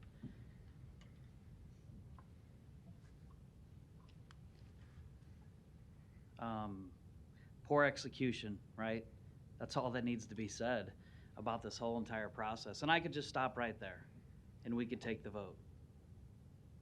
I don't think many people in this room that are involved, regardless of what your job title is or who you work for, would agree. Poor execution. But luckily for you, I'm not going to stop right there. There's communication as well. We expect it from the citizens. We expect it every time you come in front of us, for regardless of what you're asking for, regardless of what department, regardless of what plans, we want to see them. We want public meetings. We want to see the plans. We want to bring you back. We want to ask about them again. But we didn't get it for item number 56. And I'm trying not to jump around, but it isn't just as simple as a lease agreement for 56. There's a reason there's a lease agreement on our agenda. And the reason there's a lease agreement is because the wrecking ball's coming. And if you don't want to hear it, close your ears. The wrecking ball's coming. The library is going down. That didn't come before us. That was decided before it came to us. That's not what's in front of us. We will see plenty of opportunities for that space of our main library that we have now, city-owned main library, by the way, but it's not today. It's about the lease in front of us. And so when we think about the library being gone, I always find myself picking out the good on both sides, and I really could on this lease agreement. I woke up this morning and I thought, gosh, what if this would have been brought before us 6 months ago? Would we even be having this discussion? We probably wouldn't, because we would have brought the right people to the table. We would have figured out what we wanted, how it was going to work, and how it wasn't going to work. But again, poor execution led us to where we're at today. And we're better than that. We're not only better of the site that is in front of us, we're better than that as a city. So the community is owed an apology, because I myself sat in these library meetings that people were asked to attend to all over the city. I went to one. I went to one because I didn't know what was going on, and that's our job. I even got up in the meeting, and I could tell library staff that was there, they didn't know what was going on. And it's hard for people to believe that somebody on the city council doesn't know what's going on. It's the truth. We do surveys, we talk to the community, we put out feelers on what's important for people. And regardless of what that is, I promise you it always comes back public spaces, because they're important. These are public spaces. This is what the citizens of Omaha expect and deserve. This isn't about stopping progress. It's really not. I'm all for a company that wants to relocate, especially being an urban core guy, to a property that's maybe better suited for them and maybe better suited for our city. I'm also excited about a modern streetcar. And again, I'm trying not to get these all twisted together because it truly is. And I could get off track again and talk about Heritage Services on their announcement of the main library moving to 72nd and Dodge. But it's tough because all we have in front of us today is item 56. So when we make this vote today, we have to ask ourselves about this process. You've heard both sides, and there's no doubt. You could pick this apart any way you want. Is 1401 Jones a good site for the branch? Keep in mind, branch library. The main library is not moving to 1401 Jones. The main library is moving to 72nd Dodge. So keep that in mind. I've been by 1401 Jones more in the last 2 weeks than I've been by there my entire life. We went by there today at 1:30 on the way back from lunch. I can't not drive around it. And one part of me says we can do this as a city. We could really make this building nice. But the problem is it's going to take a lot of money, and it's not our building. So if we own the building, then I'm all for it. We could make we truly could make that building world class to fit into the downtown of what we're trying to sell our tourists on why they should come to the city. But it's not our building. So it's tough. And then I drive around it and turn the corner and I think, oh my gosh, what in the world are people thinking? But this is why people get together and decide stuff. So I asked earlier, and I want clarification because, again, poor execution means I still have a lot of questions. And so I'm going to have Kevin, if you would please, Mr. Anderson, come up. I want to ask you a couple questions. Then I got some more comments and probably some more questions. We do have the lights on, but. Kevin Anderson, Mayor's Office. Thank you. Yeah, thanks. So this is like a broken record where I thank city staff for all their hard work on everything you do because you're being told to do it and you get paid to do it. Now here's the but. But here's the problem.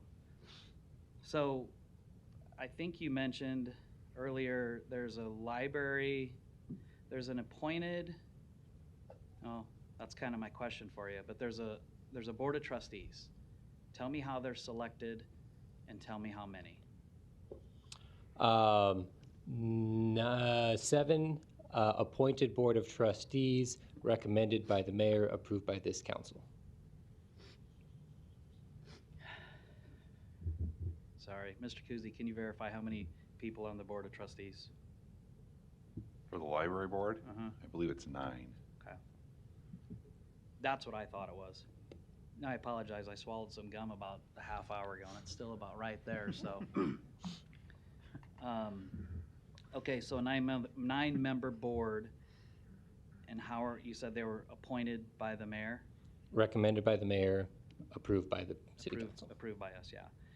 And nothing against these people. I know a number of them, and they're really good people, but they're appointed. So is there another separate Omaha Public Library Board? And how many people are and how they selected? Probably referring to the Omaha Public Library Foundation Board, which does a lot of the fundraising associated with library system and programming. Yeah. How many people and how they get their job? That I believe, I cannot say for certain, I believe that is a volunteer basis. Mr. Kuzy, sorry, I'm not beating up on you today. Are you aware It of? seems like it. I Matt know. Kuzy Law Department. Are you asking how they become members of the library board? Yeah.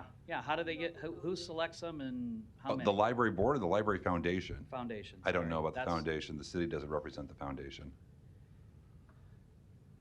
Laura, you're still with us. If you could please answer that question. And I know I need to clarify foundation. How many members and how are they picked? Oh God, I can't remember how many members. I believe it's 12, and the board populates itself. So they look for new members themselves, and people who are interested come into the foundation board. Okay, thank you And for Mr. that. Palermo, Yes, sir. I'm in contact with Ms. Peters, who represents the library, the law department, who's informing it is a private board. They are not city appointed, as Ms. Marlene says. I think her term was they self-populate themselves, which would be accurate. Okay, is there 6 members? Ms. Peters has not indicated that to me, so I cannot give you an intelligent or less than intelligent answer. I'll just tell you, I looked it up a little bit ago. Maybe right, maybe it's not, but I think it said 6 members. But that, regardless, I'm getting to my point. Urban Core Committee, how many people, how are they selected? I don't know the number, again, on a volunteer basis, private entity and board affiliated with the Omaha Chamber of Commerce. Okay, fair enough, it doesn't matter. I'm gonna get to my point. We hear of how this decision gets to us, whether it's the foundation, the library board, the Urban Core Committee, et cetera, et cetera, et cetera. None of these people are elected, right? You can't have it both ways. You can't have unelected people making decisions and people in the city of Omaha have to abide by them. So nobody that has made number 56 in front of us the best option is elected. So, you know, I did apologize for the public attending the meetings, but I also need to apologize for last Tuesday. Sitting here, a couple hours of public testimony, which really does mean a lot. I mean, I listen, but we all know Wednesday, it really didn't mean much. And it was one of them days where I left here and had to go home and take a shower because I felt so dirty. That's the position we get put in sometimes. How sad is that? I got a briefing on Friday. I got a briefing on Friday. There was a press conference on Wednesday.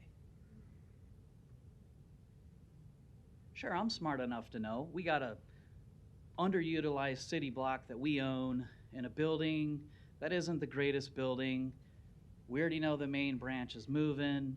We got some people that have spent, how many months would you say we spent on moving the main branch to 1401, Mr. Anderson? How many months do we anticipate? No, like how much time have you put into this for the move and to get the lease agreements in front of us? Several months. Okay, 3 months? The search process took about 2 to 3 months in our collective opportunity and organization to analyze the real estate market downtown to determine what options are, and that is what's being presented here. Okay. So 3 months, we get a briefing 4 days before a press conference. We ask people to come and pour their hearts and try to get us to change our minds. But again, the wrecking ball's already coming. I'm not done. If you need to sit down, you can, but I'm not done. Here's our budget. Here's what we put into it as a city for people to look at, for us to go by. Here's the CIP, which is very important, which it's not round up, but it's still good. That's what we go by. It's important. People look at it. We make changes. We work on it. Here's the ARPA book I got. I mean, it's really nice. I've had it for a while. It's still in good shape, even though I just got it out of my car. There's the ARPA book that we give to people as a city, as leaders to look at, to show what's going on. Here's something really small that was in my box today. Omaha Total Mobility System. It's quite a bit, actually. Here's what I got in an email about this project in front of us. When I talk about poor execution, when I talk about the lack of communication, this is it. One piece of paper in an email that was printed out. The city doesn't work like this. We're better than that. Again, I know how this works. I've been through it.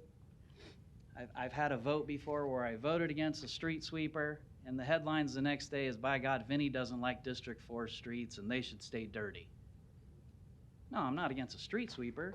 I think we should have city employees doing that job and stop contracting everything out we have. So here's the spin on this. This is what this contract means, number 56 here. If we vote against it, the spin is, oh, those council members, they don't care about you. They don't care about your library either. Matter of fact, they voted it down, and guess what? We'll get to it when we get to it. That's the spin. That's the reality of how this job works. So it's not just as easy as listening to calls, emails, texts, talking to people in the community. I talked to people last night, and honestly, it was probably about 50-50. But it's not that easy, because there's always an outcome you have to worry about. There's always an outcome of what's best for the city. And I promise you, this lease vote, regardless how it goes, should not determine or sway what we have moving forward in this city with Mutual of Omaha or the modern streetcar, whether you're for it or against it.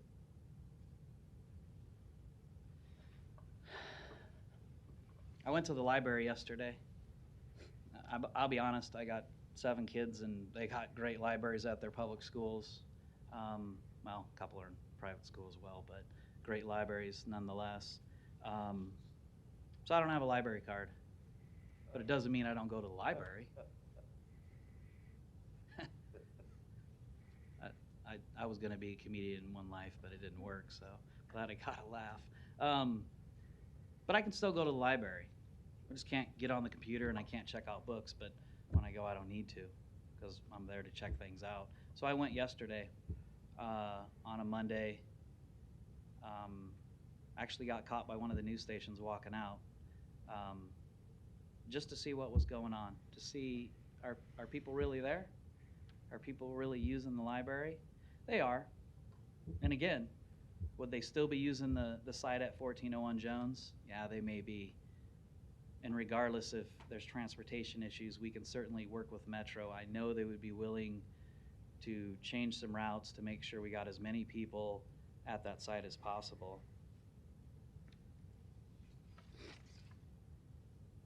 Sorry, Mr. Anderson. You guys weren't very transparent, but I got a lot of questions because people want answers, so if you could come back up. Kevin Anderson, Mayor's Office.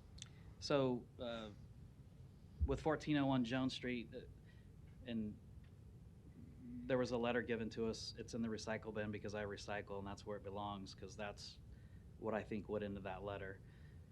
But if the mayor's indicated a willingness to looking for a downtown branch, like who would be responsible if this failed today looking for another site? Would it be them groups I mentioned earlier that are appointed? Walk me through the process of this doesn't pass. You don't have a downtown branch. You're not going to appoint at the city council if this doesn't pass. Walk me through how we're going to get to another branch location and who's involved. The mayor has just offered that her staff, including partners that have already been mentioned, will explore any and all opportunities for a, quote, better permanent branch location in the downtown market. And that process would be ongoing as we see development opportunities arise or opportunities for new standalone branches.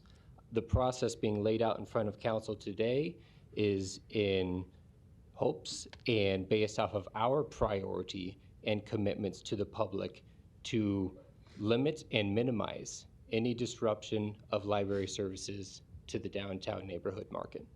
And that is our biggest fear in this process, if this is not approved, that because of our opportunity to take advantage of a transformative project for downtown, for the city and Metro as a whole, that through that process, we are left without downtown branch services. And to us, that would be very detrimental to public service for our constituents. Okay.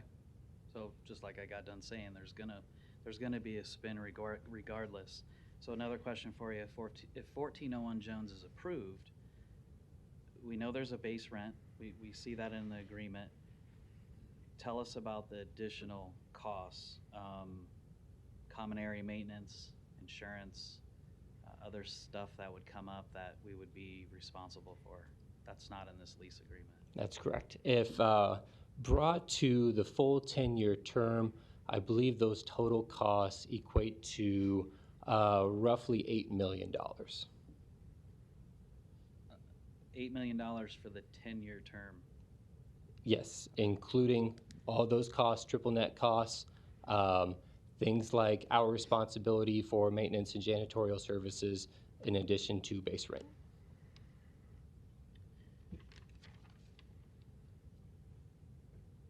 So not quite double what's in front of us for the lease agreement, but a lot more than the $465 per year.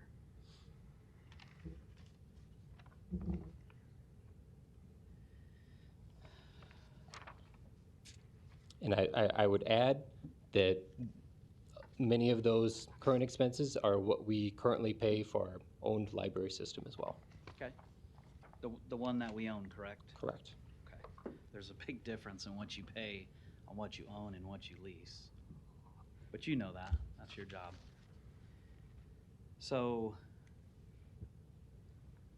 there's another light, but that's okay. We'll keep moving on. So again, poor execution leads to where we are today. I'm not sure how this will go, but I will say regardless, we do have some commitments that we're gonna do better because this public space and the library is extremely important.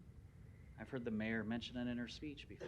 I heard her mention it on her campaign speech, election night, how important libraries are.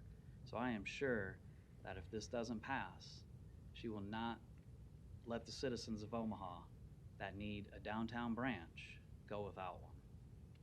And if I may, if it pleases the council, we will agree to disagree on the execution of this. These are real estate decisions and processes of the city, and I would argue that the same process has been followed for other real estate recommendations that come with our public facilities for lease or new development. I think of some of our more current ones, including Fire Station 31 in South Omaha, the Police West Precinct, where a real estate search was conducted. And that's frankly just hard to do in a public setting. It's hard to have those conversations because it leads to things like land speculation. It is difficult to do those kind of real estate searches in a process that's extremely open for public consideration, because there are those, and there's a process by which that can be taken advantage of and put the taxpayers at risk. So there's an internal process within City Hall to conduct that and make recommendations to the City Council for their ultimate approval based off of the criteria established by the needs of that particular public facility. Okay, and I appreciate you bringing that up because you're exactly right. We know that the mayor's office is responsible for real estate transactions. So with that being said, now that you're on the public record, if this passes, or if it doesn't, but let's say it does, we have other projects that are before us, or soon to be before us, that are big as well. Can I have your commitment that you're going to update us every quarter, every 6 months on projects moving forward, so I don't get 4 days on a briefing before I know? Again, we'll have to agree to disagree. The mayor's office had reached out to council members individually before approaching the Library Board of Trustees with this process before any announcement was made back in November. Okay, strike the last sentence. I'll say it again. Moving forward, can I get your commitment on the record to keep us updated quarterly on real estate transactions that the elected body of the city of Omaha are not involved with? To the extent we're able, yes. Okay. I appreciate that, because that would definitely not put us in this situation. And for your comment that we were briefed, that's fair. We were briefed. And I've been briefed on the Crossroads site 4 times in 5 years. I've been briefed on the Civic Auditorium site 3 times in 5 years. So you're correct, we did get briefed. We knew that there was studies going on from as far back as 2010. So you're right, we did get briefed. I stand corrected. But you know what? Them are just briefs. They don't mean anything. They don't mean anything until they come before us and you need our vote. And now you need our vote. So this is different. This isn't just a brief because we get briefed all the time. This is real life stuff for citizens of Omaha. So it's not just a brief. And when people say this was rushed, it was never rushed. You just never had the right people in the room. That's the problem. People have been talking about this project for long before I was ever briefed on Friday. Because 3, 6, 7, Fox, World Herald, they all called me telling me what it was. And then I literally get a text saying, remember, it's embargoed, don't say anything, somebody said something, it's leaked. Are you kidding me? I have more respect for this seat than something that's embargoed leaking it out. Yeah, your boss sent me that text. I'm as sure as she did everybody else up here. Don't talk to me about briefs, that's ridiculous. The biggest problem with this process, we weren't involved. But now they're in front of us and they need our vote. Good luck. Thank you, Mr. President. Thank you. I think everyone has had a chance to talk at least once so far. I'm going to insert some of my comments and questions, so don't go far, Mr. Anderson. Then I think there are more lights after I have a chance to speak for the first time. So I want to add that I do support what I think can be a transformative economic development project that was announced last week. 4,000 jobs, a new skyscraper in our city, an associated streetcar, public transit improvements. It's a compelling vision. But I want to make sure folks know that's not what we're talking about here today. Those items will take months more of public hearings and public engagement and city council approvals before those things can go forward. But what we are talking about today are the libraries, and frankly, this piece of the puzzle has been handled very poorly. I agree with Councilmember Palermo in that respect. We were not briefed early on. My briefing consisted of a 30-second call, I think, from you, Mr. Anderson, that said, hey, we're taking this to the library board tomorrow, just giving you a heads up. Okay, that's fair, but that's not a briefing. And we were never briefed before the leases came on our agenda. And in fact, these proposed leases should never have been on our agenda. Wait until this larger vision was presented to the public. There's obviously a connection. There were dozens of folks that testified here last week and didn't have the benefit of that information and context, and that's not right. That's not good public process, and it certainly doesn't build consensus. And I think you're feeling that here today in the disparate comments from council members, not to mention the emails and contacts we've had over the last few weeks about this. Having said that, one does need to focus on what is before us here today and have a larger perspective overall, especially as city council president, so I'm trying to do that. And I agree with Councilman Palermo. It's apparent the downtown library is moving. Whether these leases are approved today or not, that's the mayor's desire. That's the desire of the library board of trustees. And that vacation can happen. What's before us today is, where does it go? And does it go anywhere in the meantime? And so I want to talk about that a little bit more in depth, because obviously the proposals here are 14th and Jones and 84th and Frederick, which may be reasonable in the short term, but I'm not convinced they are the best sites in the long term. Mr. Anderson, I want to give you the opportunity to talk about a little bit the discussion we had this morning, which was fairly lengthy in terms of when you knew you needed to seek a new site for the branch. Describe your search in a little more depth, what you found or didn't find, and what you think is out there other than just 14th and Jones downtown.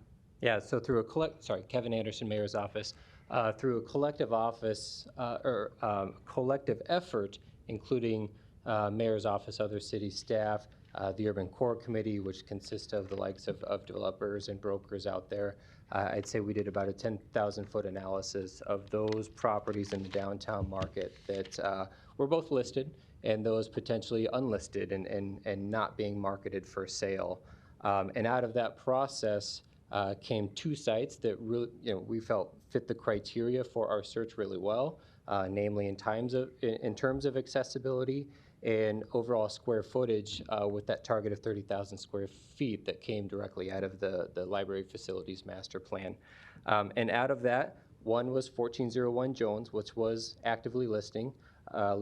One was a nearby property that was occupied by a business and not listed for sale or lease otherwise. And that's one that, along with 1401 Jones, we really appreciated and liked and saw a lot of potential in. We had a process of engaging that property owner, but ultimately couldn't come to the terms that that property would then be for sale. And in our conversation this morning, when we were asked you to convince us this was the only site that's currently available and the only site that you think could work right now, convince us of that. Well, I believe currently we're working in a downtown market with about 6% vacancy rate, which is pretty low. Because of a lot of efforts, we have a tremendous amount of development pressures in the downtown, and that's a good thing.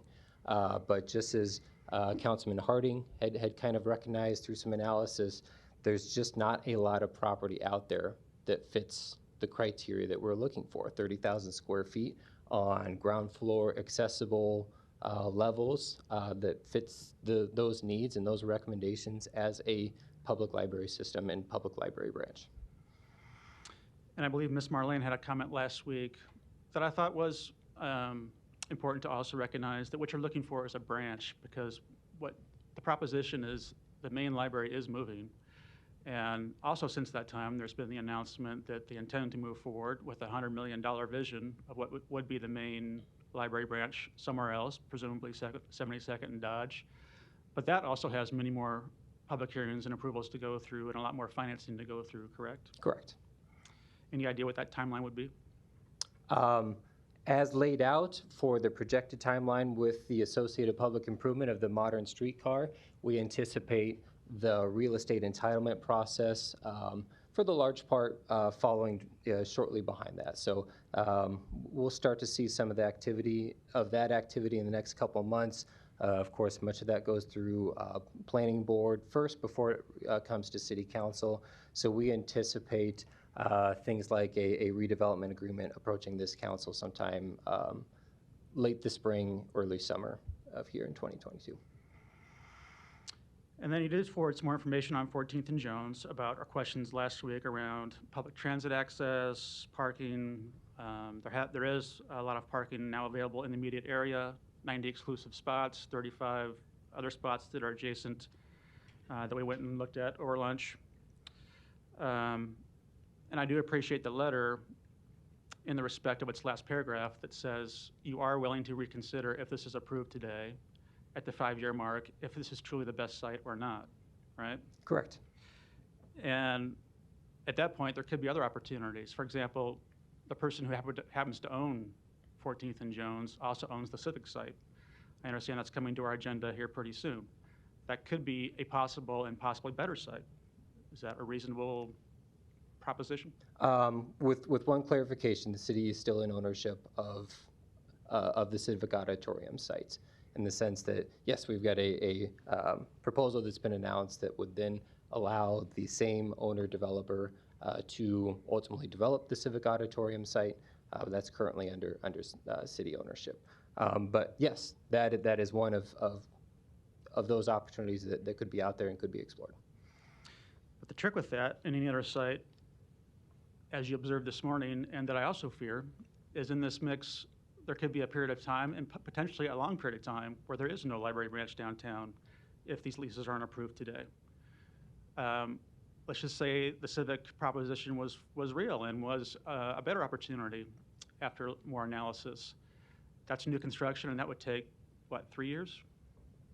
Yeah, I'd say even that's an aggressive timeline, in the sense that you'd go through a process of negotiation for acquisition or other forms of ownership a, design process as well as the process for actual construction. So 3 to 4 years is very realistic.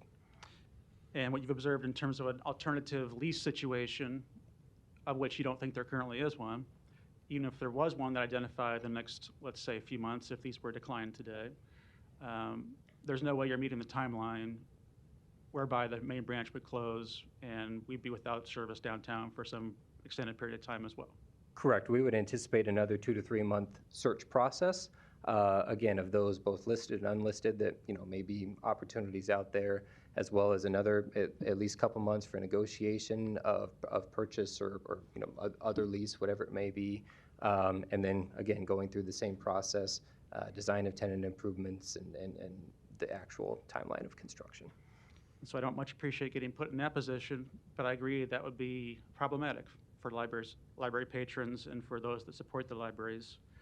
Like myself, and what I wanted to also introduce into the record here before I recognize other lights is this, there is an MOU that exists with the Library Board of Trustees that was signed just last week. Does not come to the City Council, but I wanted to enter this into the public record so folks can see it if they want to, because I think it is also important to the consideration here to talk about our support for the public libraries and what this may or may not mean to them in the future and to their immediate budget. And a few things I would note out of that MOU in item 3A is that should the requisite funding for the consult, design, and construction and move of the W.Dale Clark Library from its current location to 14th and Jones and 84th and Frederick be accomplished, this will not be deducted from the Omaha Public Library's 2022 budget. So in other words, any of these expenses we're talking about today, the leases, the $1.5 million for improvements to 14th and Jones, and the $500,000 at 84th and Frederick, do not come out of the library's budget, correct? Correct, or an appropriate boost to the library budget will be made. So the budget itself might be a pass-through, but nothing will be detracted out of these proposed expenses from the current operating budget of the library system. Where do those funds come from? We anticipate a number of sources, and I can certainly, ask for some assistance from our finance director, but we think a good majority of that can come out of general fund cash reserves. It also says, it goes on to guarantee that the city will provide the same level of service or greater at those 2 new locations. I think that's important to point out and has been agreed to. The mayor's office will secure funding from other sources sufficient to operate both locations replacing the library. If those costs are less, which I don't think they will be, but if they are less, the library can keep that money. If they're more, does not affect the current library's budget, it comes from somewhere else. Correct, yeah, and as noted, there may be some duplication but you are correct. We are splitting one facility into 2, and we expect additional expenses to come with that, and our commitment is to, essentially ensure that the library system is made whole through the budget process. And what about 2023? Certainly these are going to lead to higher expenses for the library in 2023. Is their current base of service at least held harmless in that situation? Correct. And hopefully improved from my perspective. It does go on to note here for those that are interested, and I know people are interested in the genealogy collection, that will be guaranteed as a public access point for use and review, and appropriate staffing to permit regular access to the public.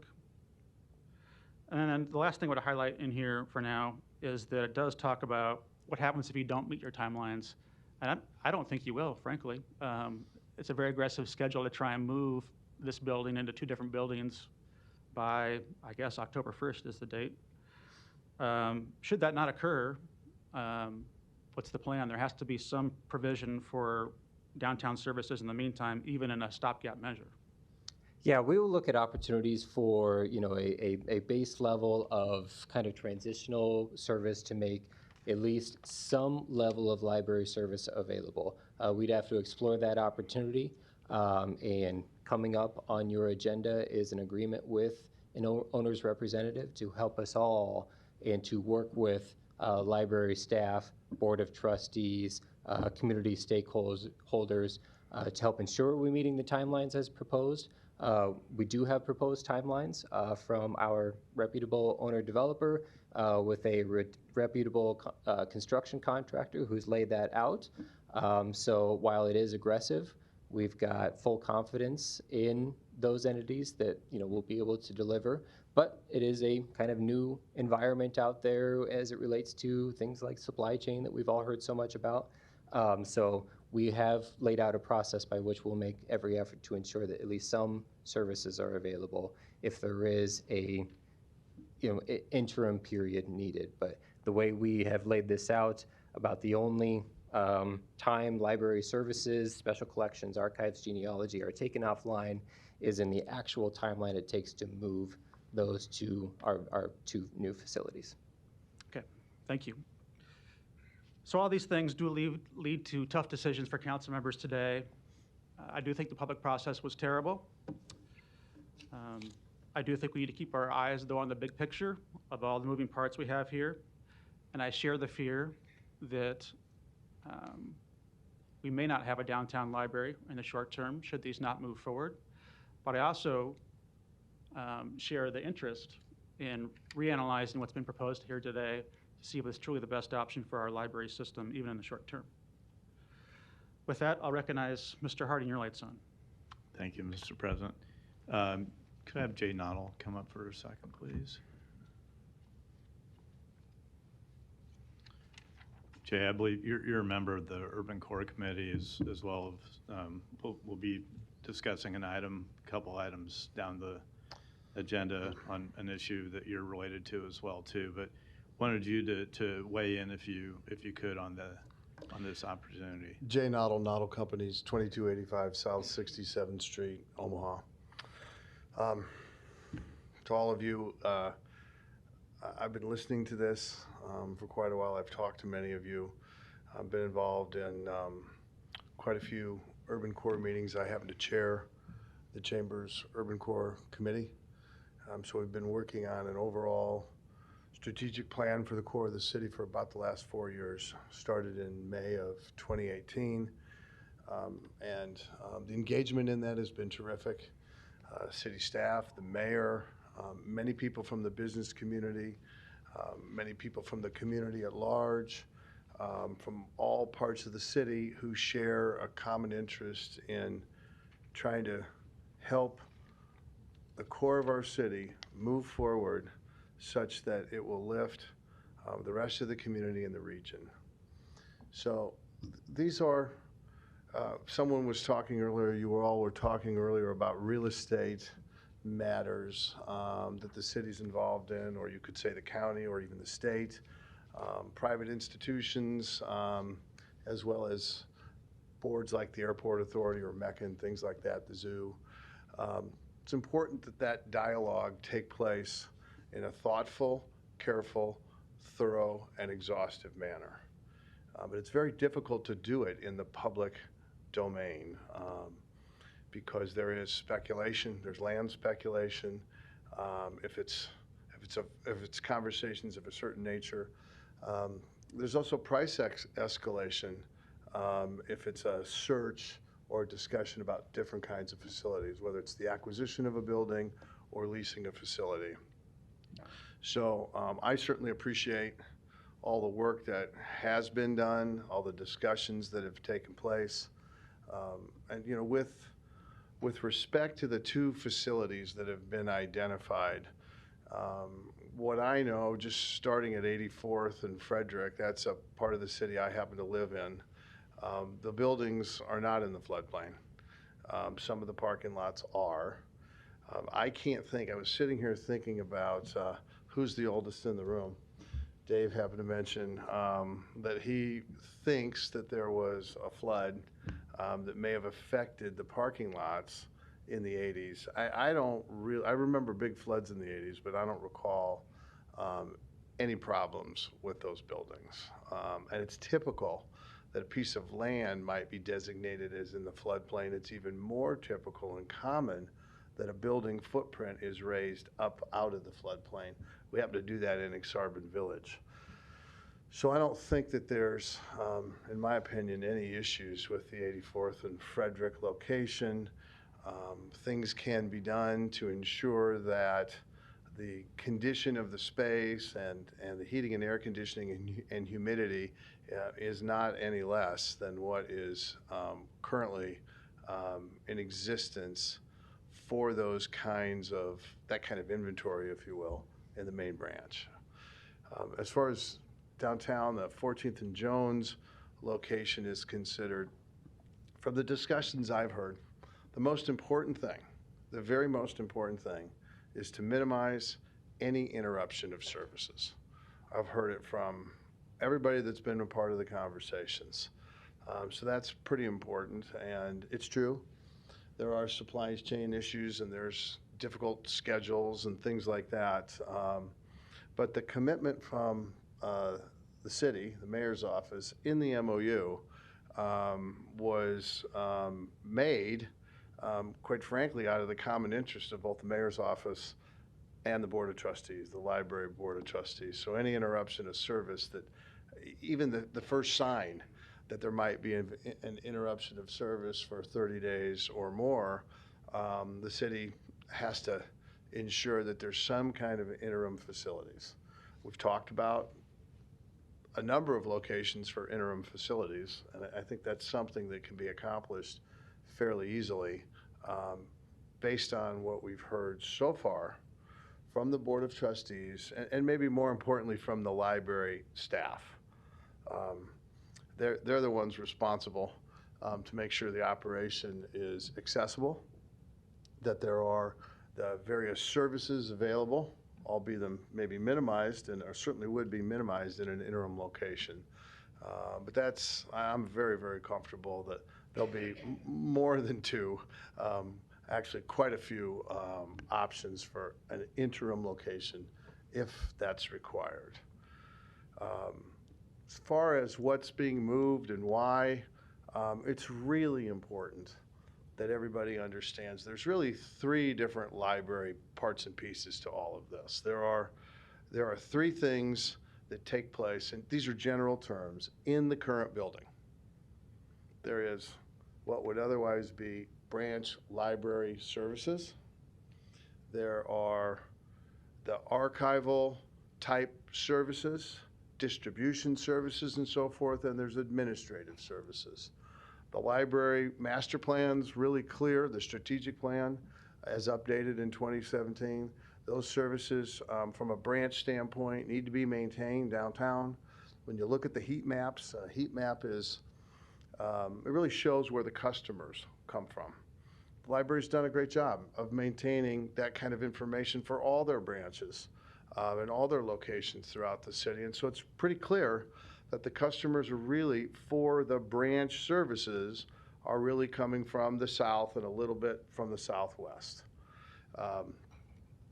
There's also heat maps for all the other branch library locations in the city, and they very clearly show where their customers are coming from.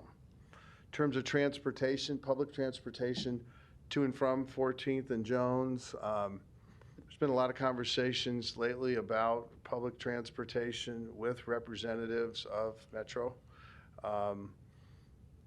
It's not hard to modify some of the routes and some of the times and some of the routes. The times are actually maybe a little more difficult than the routes, but there can be some expanded service if warranted for 1401 Jones. Exactly which roadways it occurs on, which routes it is, whether they're green or blue or what the numbers are, I can't say, but I know I've been involved in those preliminary conversations, and that can be taken care of.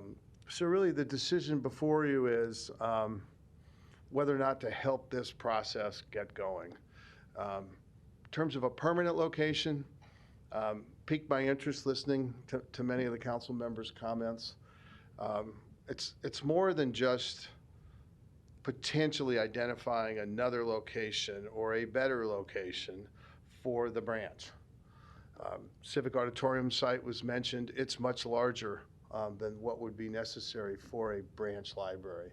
So that public use, and really whether it was a private use or a public use, that use needs to be thoughtfully incorporated into a master plan for that block or those 4 blocks. Same thing would hold true for the former UP site, currently owned by Mr. Lanahaw. Could also be said, the same thing could be said for the block between 13th and 14th. That'll be a mixed-use block of some kind in the future. And so I'm just picking those 3. There's a lot more than those 3. There's things farther north into the Builders District and the Makers District and Millwork Commons, and there's undoubtedly going to be things to the south. And east, kind of. And east. So the branch library first, we need to get it there. We can do wonderful things with the building. There's a great lease structure. The city has the opportunity to buy the building. Councilman Palermo, you mentioned you had one set of concerns if the city was spending money in a building that was leased versus a building that was owned. Couldn't agree more. That lease incorporates a provision where the city can buy that building. And then it becomes maybe a bit of a different equation. The beauty of that particular lease is it provides for some time here with a big commitment from the building owner to do 2 things. First, to develop the core and shell of the building so that a tenant space can be completed, and they're willing to contribute quite a bit of money for that. So it's kind of having your cake and eating it too, in a way, with respect to that structure. It's a lease initially. Maybe it's the very best place for the downtown branch to be forever, and we're going to try like crazy if you approve all this, and we're approved in a different agenda item. We're going to try like crazy to develop an environment that the library users not only will love, but grow the number of library users. I mean, that's the goal here, is to grow the number of library users so long as the library staff and the Board of Trustees can keep up with that. We might find down the line a little bit here that it's working great. Nobody wants to move it. You don't have to move it. You can stay not only for 10 years, but there's options to stay beyond that, or you can buy the building and stay for as long as you want. Or you could buy the building and move the branch at some other point in time, and you probably have a pretty darn valuable piece of real estate to resell. So I think the lease is structured as well as it can be. Everybody involved, and we were not involved in negotiating the lease, but everybody involved in negotiating that lease, I think, had the right requirements in mind.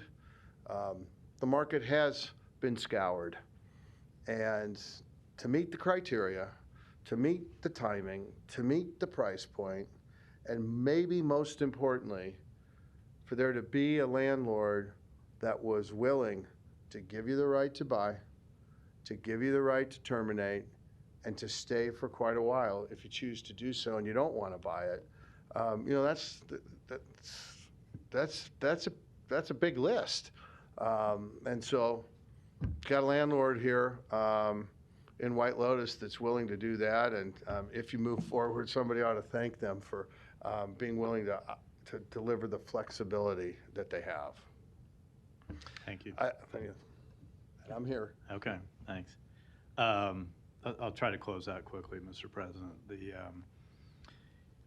I've talked with Council Member Bagley a number of times over the last week or so, and I don't necessarily disagree with Danny that there may be a better location, but again, I'll go back to what I opened with and what Mr. Noddle just kind of emphasized as well, to say that I really think this gives us the most options.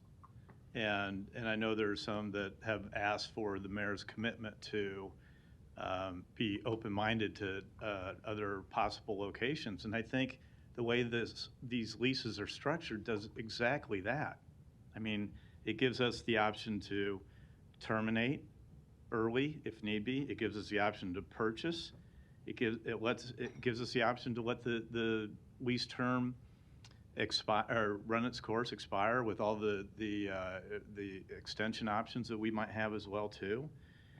it gives us all that flexibility that I think we're all looking for. It may, as Mr. Noddle just said, it might be the best location in the world.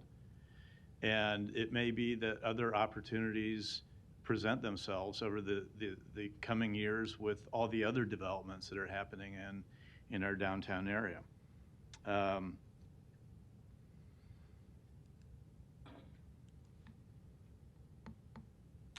I don't think we want to move forward with plans to continue to grow and improve our downtown without a library. And I fear that without the approval of these leases, I fear that that's probably what happens. And I don't think that's good for Omaha, because I know without people will immediately point to, well, you don't have a downtown library now, you'll probably never have one. But that's not part of what the holistic plan is for our library system. I mean, our library system, folks, at the end of the day, I think will be the envy of most cities around the country. I mean, we're looking at an opportunity to have a new main library somewhere, I'll say, on the corridor of 72nd and Dodge to 90th and Dodge, probably 72nd and Dodge, that will have an amazing facility that's going to be a public-private partnership, potentially. And that's coupled with a new downtown library branch. And it doesn't forget and it doesn't negate the need for and what will be the eventual development of a southwest branch as well. We will have a library system, as I said, that will be the envy of the country. And this is a first step in that process, and I will be supportive of it. One quick note, I did have a question on a potential conflict of interest that I did talk with the law department about, and there is no conflict of interest, so I will be voting in the affirmative on this today. Thank you. Mr. Palermo, you're recognized. Thank you, Mr. President. There we go. Mr. Anderson, if you could, please. Kevin Anderson, Mayor's Office. I don't always like to get the last word breaker, but it just sometimes feels that way. You might have to. Again, because of the poor execution, there's always questions, and as I hear things, I think about it, and Mr. Noddle will be up here later, but he mentioned dialogue, and he's a very smart individual, and I'm sure if any deal he was involved with, and the dialogue was a briefing, and then 4 days later a press conference, I have a good suspicion he would ask the same questions as some of us are. So you mentioned it in pre-council, and you mentioned it today as well, where you mentioned heat maps that show population that is being served by the downtown branch, that a majority are coming from south, which I totally believe that. We have new schools being built, which obviously they build new schools because we have more people. And also from the west, because obviously our urban core is strong. So, yep, and there's the map. Thanks for showing that. You didn't show that earlier, did you? Or did I miss it? No, this is the first time today. Okay. Last week. That's what it yep. was. Is there a date on that map? How old's that map? This comes from the 2017 update to the facilities master plan. So this is essentially 2017. 4 years old? Yes. Okay. So a lot of the data we're using on this 3-month, rushed for some, not rushed for others, lease agreement we have in front of us is based on information that's 4 years old. And I really don't mean to keep going back on the boards and trustees and groups that were involved in this decision, but unfortunately they were and we weren't. So I know that the Board of Trustees took a vote, And I think earlier we established how many members there are. Could you tell me how that vote went? It was unanimous on the three measures put in front of them, and that was the two various lease agreements and the MOU that's been submitted into the public record.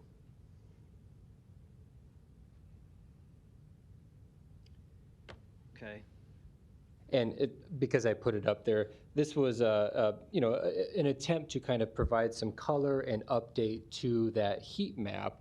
This has been pulled this week, and it's kind of an area depicting the residential unit developments that have gone through the entitlement process and are somewhere in the development stages within a 4-block radius, what we consider a walk shed, of the 14th and Jones.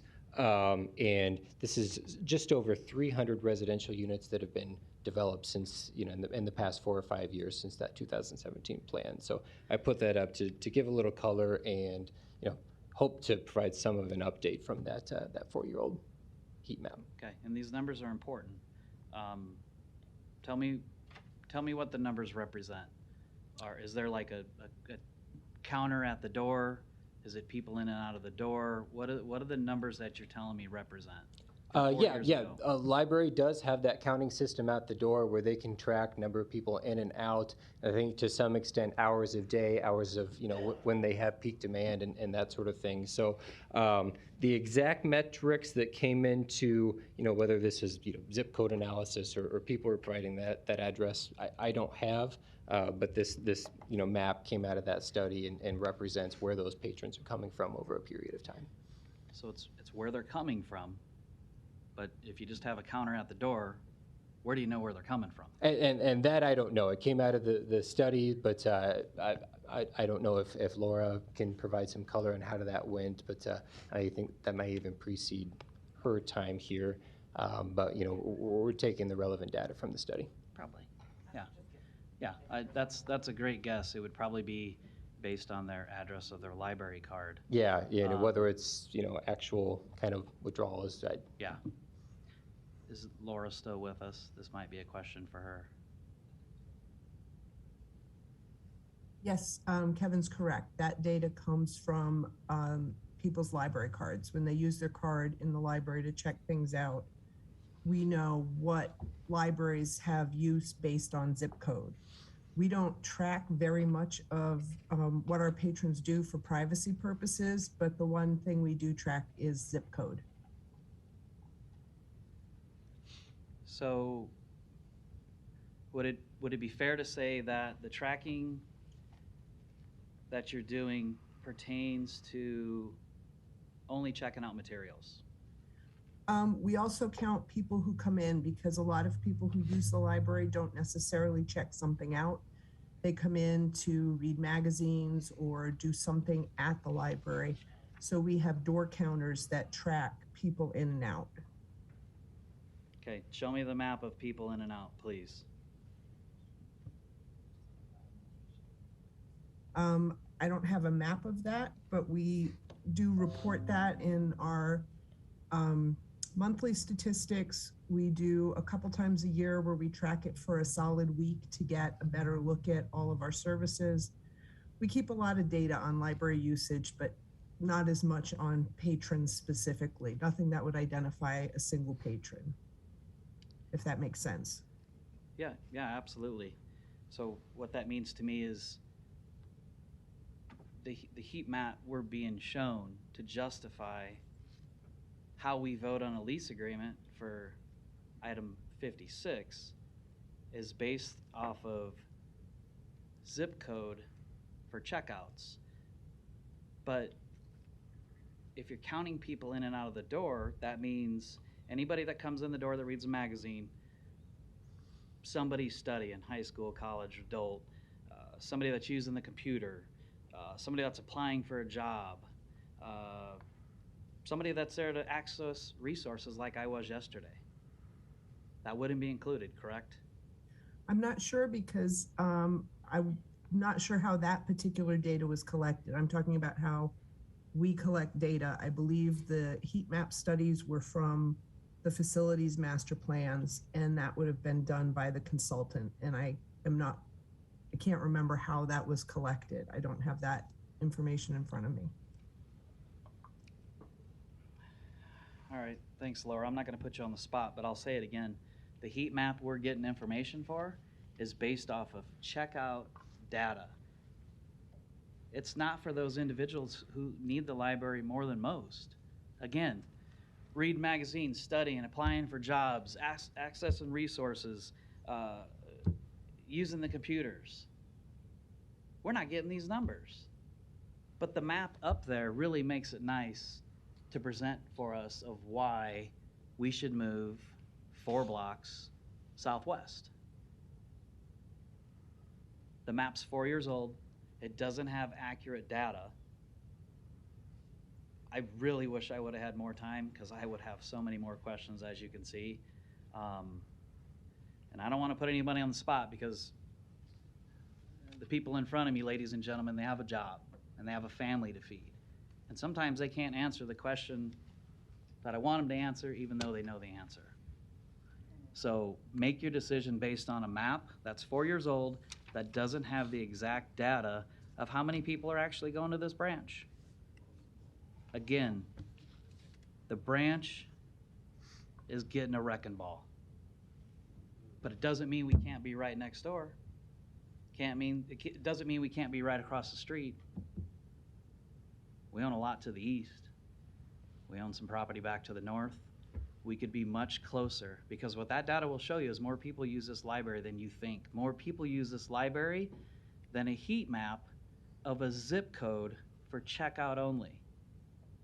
See, it's unfortunate when people know what questions ask because then it really opens the door of what's being sold to us today. Thank you. Thank you. Councilman Bagley, you're recognized. Thanks, Mr. President. Kevin, one more, buddy. You have this map of showing the parking locations that was sent up to us?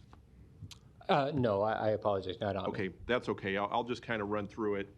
One of the questions I had, I think we had talked about it yesterday. It shows where the 1401 Jones spot is, and it shows 5 different locations in that vicinity. 432 spots to the east, 49 to the southeast, 62 to the northeast, 34 to the west, and then there's 90 exclusive spots. It looks like it's, if my old eyes can show me correct, it's on the southeast corner of 16th and Leavenworth Street. Does that sound familiar? Yeah, and those are representative of the off-street lots available, off-street stalls, correct? Okay, and can you just kind of explain if the 1401 Jones is chosen, you've heard as I have and many of my colleagues on the safety aspect of that location, and I know Mr. Noddle mentioned that there's some metro tweaks they can make to try to help it be more easier to get there.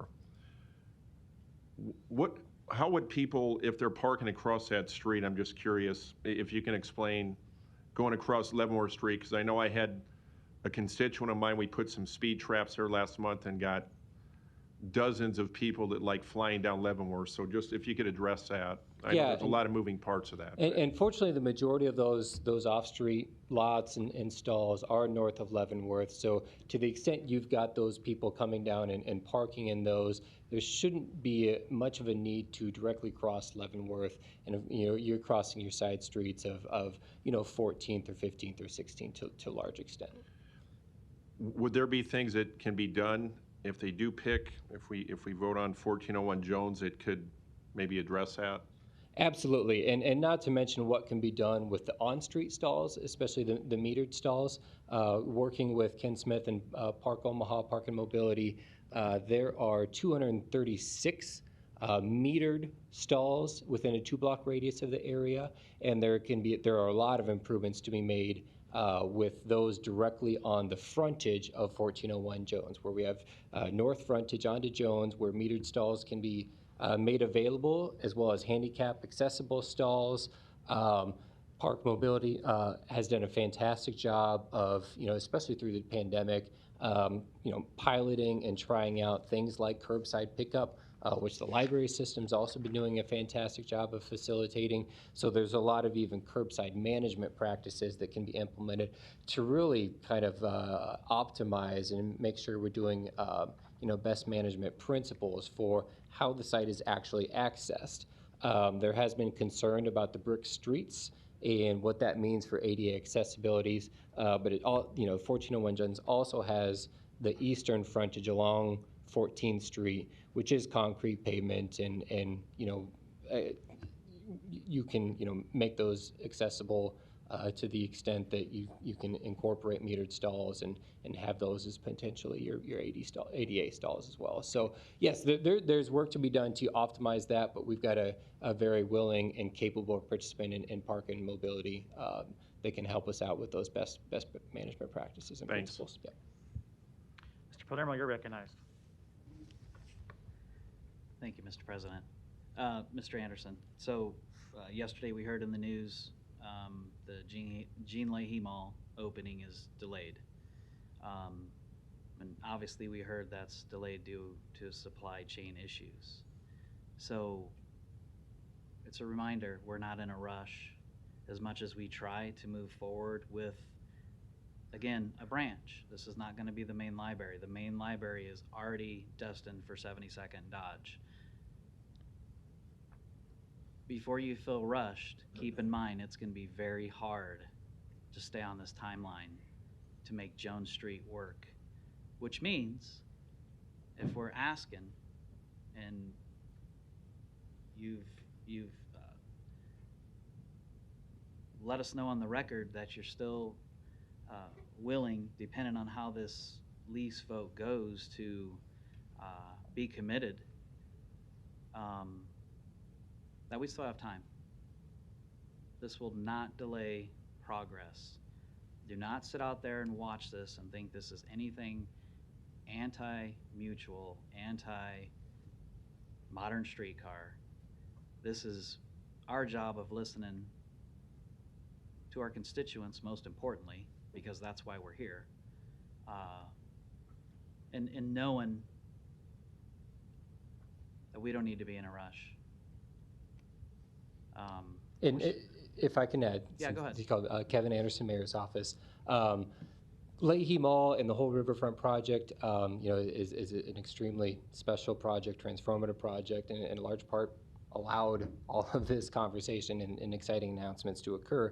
But it's also, because it's world-class, very specialized processes, specialized material that were subject to that. And I know, Councilman Palermo, you and I have been watching very closely the build-out of the new Station 31 in South Omaha, and that's been throughout this pandemic process.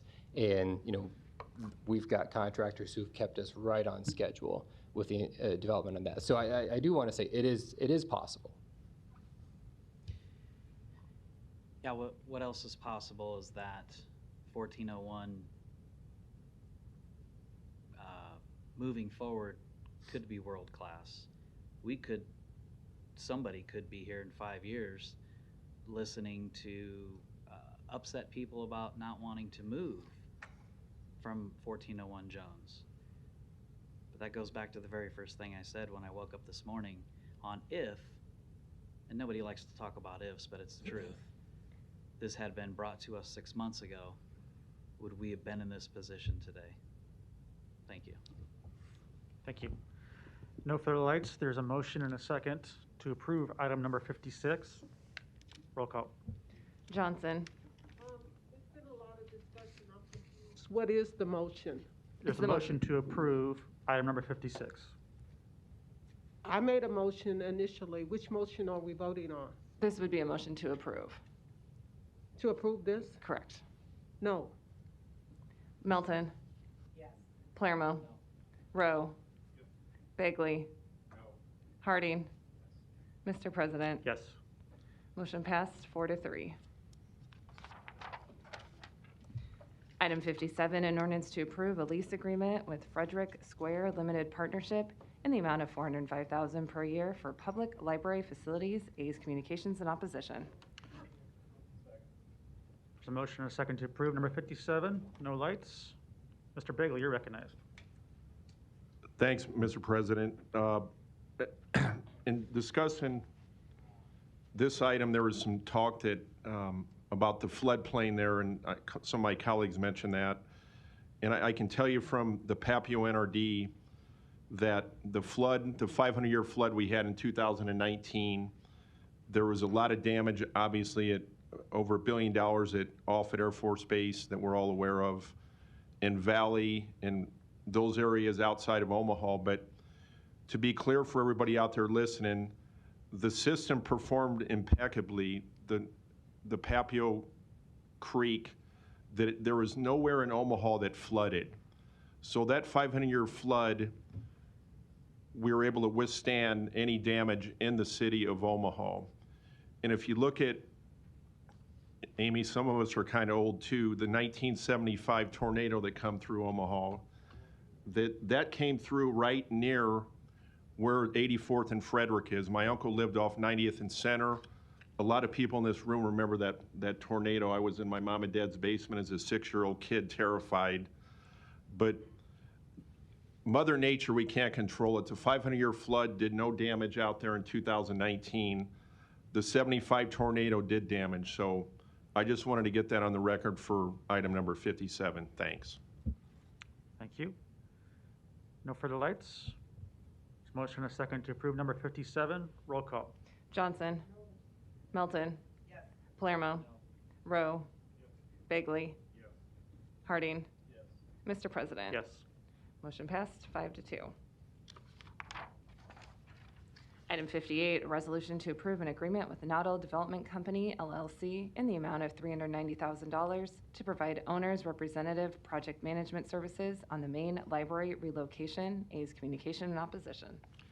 This item was postponed from our January 11th meeting, and the public hearing continues. Proponent, Mr. Anderson, you're recognized. Troy Anderson, City of Omaha Mayor's Office, Deputy Chief of Staff. I won't belabor my previous comments during the public hearing, but we did go through an RFP process. We did receive responses. We received one response that was Noddle Companies, and we went through the selection committee process. The selection committee recommended approval, negotiated the owner's rep, developed owner's representative project manager agreement before you, and certainly ask for your approval today. I'll be more than happy to answer any questions. Thank you. Other proponents that want to speak today? Come on down.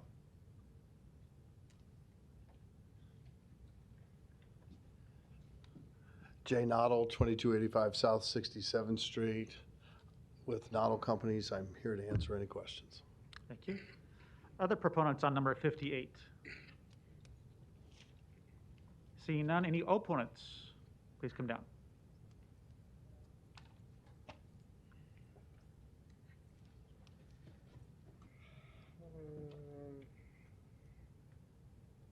Kim Kalkowski, 1502 South 10th Street.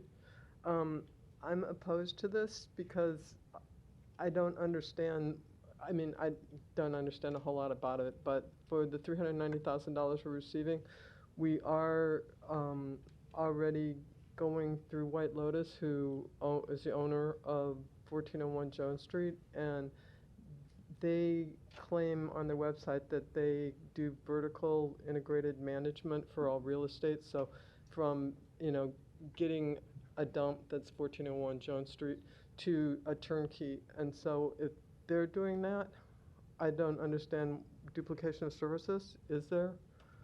I'm asking a question. Thank you. So, we can ask that question of representatives here in a minute. Other opponents? Hi, my name's Sarah Johnson. My address is 2316 North 52nd Street.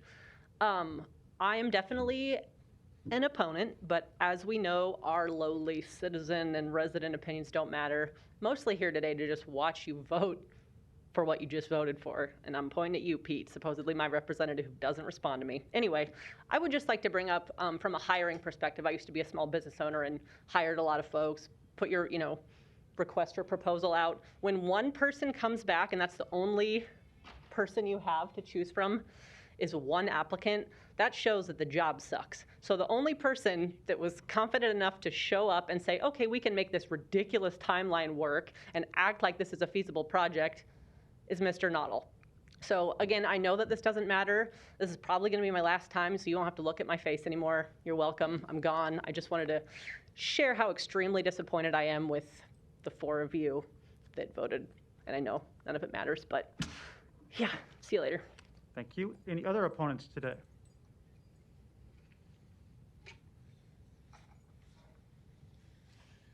Larry Store, 5015 Lafayette Avenue, Omaha, 68132. Well, the Omaha World Herald had it in there again today, and it gets more confusing every day. It's a different story every day. I don't think you ought to be voting one way or another on this thing. I'm against it because there is no transparency on the whole thing. There used to be a day where we could get the city employees that were maybe underemployees to do the moving for us.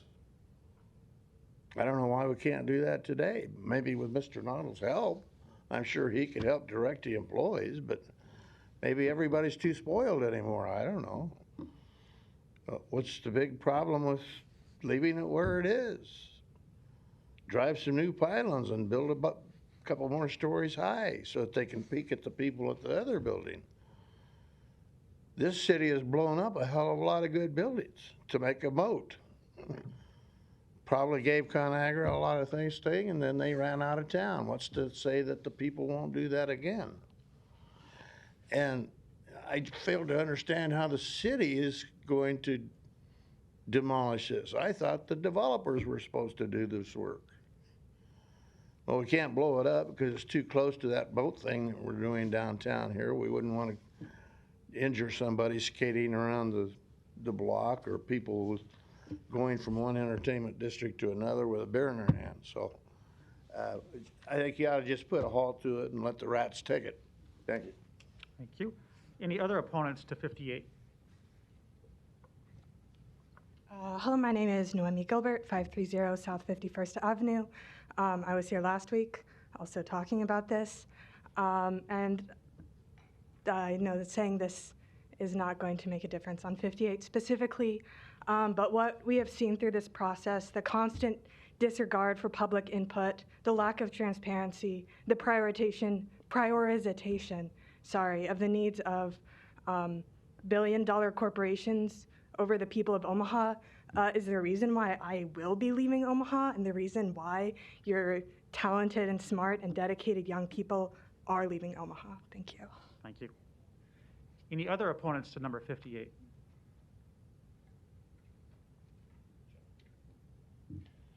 Terry White, 1951 South 11th Street, 68108.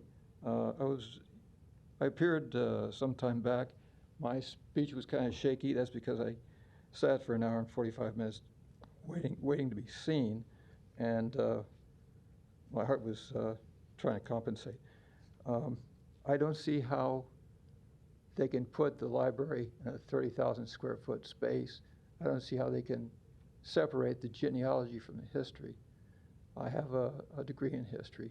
The microfilm of Omaha newspapers is in the genealogy area, and that's integral for the study of history. And if you're studying genealogy, you have to study Omaha history books, related subjects, city directories.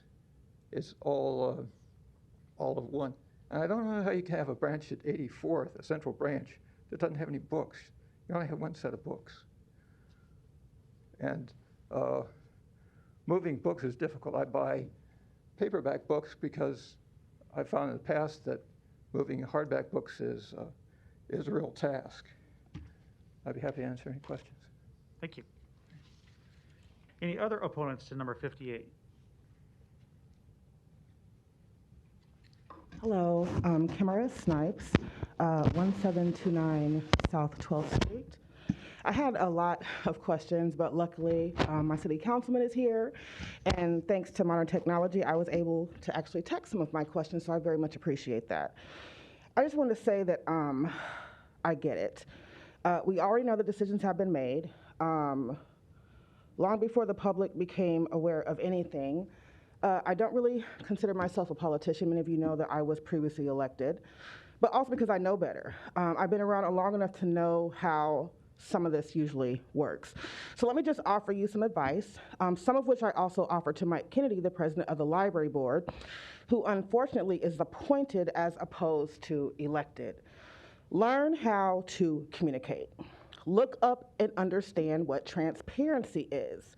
Intentionally listen to your constituents, or as our mayor would refer to us, taxpayers.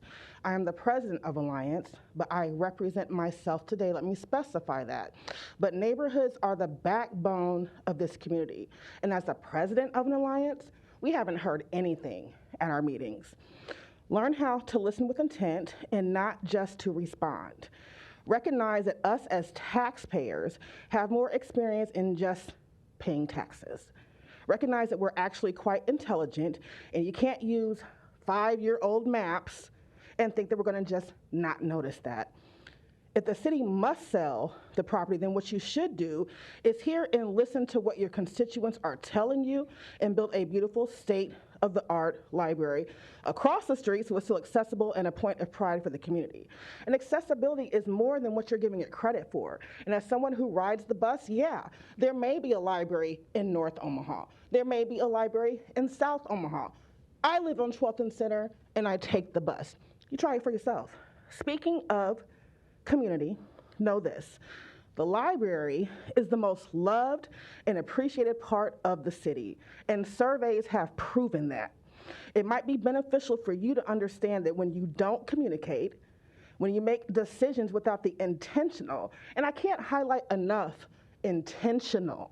Sometimes just pick up the dictionary and re-look up what a word means. I do it myself. It does not take away from you. When you make decisions without the intentional input of the people that you are playing around with, again, the most loved part of the city is not the planning department, it's not the human rights and relations department, it's not human resources, it's not planning, it's not the police department. It is indeed the library. And the taxpayers of this city are not going to forget how you treat and make decisions about our library. Who cares what the spin is? This is about righteous decision-making. Thank you. Thank you. Any other opponents to 58? Seeing none, we'll close public hearing. Mr. Palermo, you're recognized. Thank you, Mr. President. And, of course, we like to explain our votes on agenda items, and so I will explain my vote on agenda item 58. Obviously, voting no for the previous two agenda items. Had we had the majority, I would have voted no for this as well. But I understand how this works, and in numerous departments across the city, we only get one bid. It's lowest and best. Well, if there's only one, well, it's both lowest and best. So regardless of how this works, it's the only bid we have. So knowing how the votes have already played out, it's unfortunate, but I know what this is. So I will vote yes for this because it's the only bid we have. It's not going to change anything, unfortunately. Thank you. Ms. Melton, you're recognized. Thank you. And, well, Councilman Palermo, I was going to make the point that this vote is on whether or not we approve Noddle Development Company to move and manage the project of the move. And I think that there's a lot more to it than just packing up some moving trucks and driving it down the street 4 blocks. So that's what this vote is about. We've already voted on everything else. There's going to be more votes on the other projects. But we have a vote to make today on whether or not we use Noddle Development Company. And that's all this vote is. And there was an RFP, which means multiple people had the opportunity to bid on this. So I agree with Councilman Palermo, who I appreciate recognizing the difference and understanding what we're actually voting on 58, that it, if you disagree with the previous two, that doesn't necessarily have anything to do with with 58. And so I just thought that that was, wanted to make sure we understood that. So I'll move to approve 58. There's a motion and a second. Ms. Johnson, you're recognized. Yes, thank you for clarifying tomato, tomato. Item number 56 and 57, I agree with Mr. Palermo that with those decisions being, or with those votes being approved, does put us in a position of making a decision based on business needs of this city. So yes, I will be voting this up based on item 56 and 57 being approved. And I'd like that to be put on record. Thank you. Thank you. Mr. Donald, could you just come up for 1 second? Unfortunately, I think the person who was asking about duplication of services just left, but I wanted to ask you that question so you can clarify that this would not duplicate any services potentially provided by White Lotus. Jay Noddle, 2285 South 67th Street. Thank you for the question. Two things. The scope of services here involves running a process to a selection process that everyone at the library board of trustees, the library staff, the mayor's office, and the city council will have to approve. So that process will begin immediately to identify a design partner. The same thing will happen with a contractor. It could be and actually could be one design partner or two. There's two different buildings. Same thing would hold true for a contractor. And so these services are to represent the city and the library. This is not to represent the buildings, nor is it to do work for those building owners of any kind. It's rather to coordinate the work they're going to be doing and the work that's necessary to get the spaces designed, built, and moved into by the library. Thank you. And then for Mr. White, who asked the question about the genealogy services, just to refer to the MOU I mentioned earlier on today and that I did hand to the city clerk, it does specify specifically in there that the public 84th and Frederick has to have the public access point for use, review of the entire genealogy collection, microfilm, and historic collections, and appropriate staffing to permit regular access. So I wanted to make sure you heard that language and know that it's all going to be together. Do you have one more question about it? You can come now.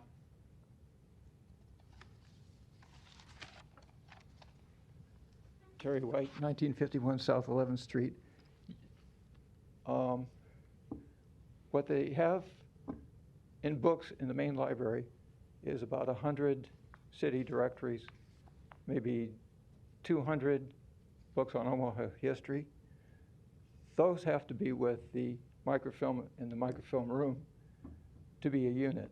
So you're taking one half of the animal and put it in one place, another half of the animal at the other place. It can't be done. I mean, I see. Let me ask Ms. Marlene to weigh in. I think she's still with us over Zoom. Laura, did you catch that last part of the question there, and can you answer? Yes, we have no intention of splitting up that collection. I know there was some concern that pieces of historic and genealogical collections would be portioned out to different branches.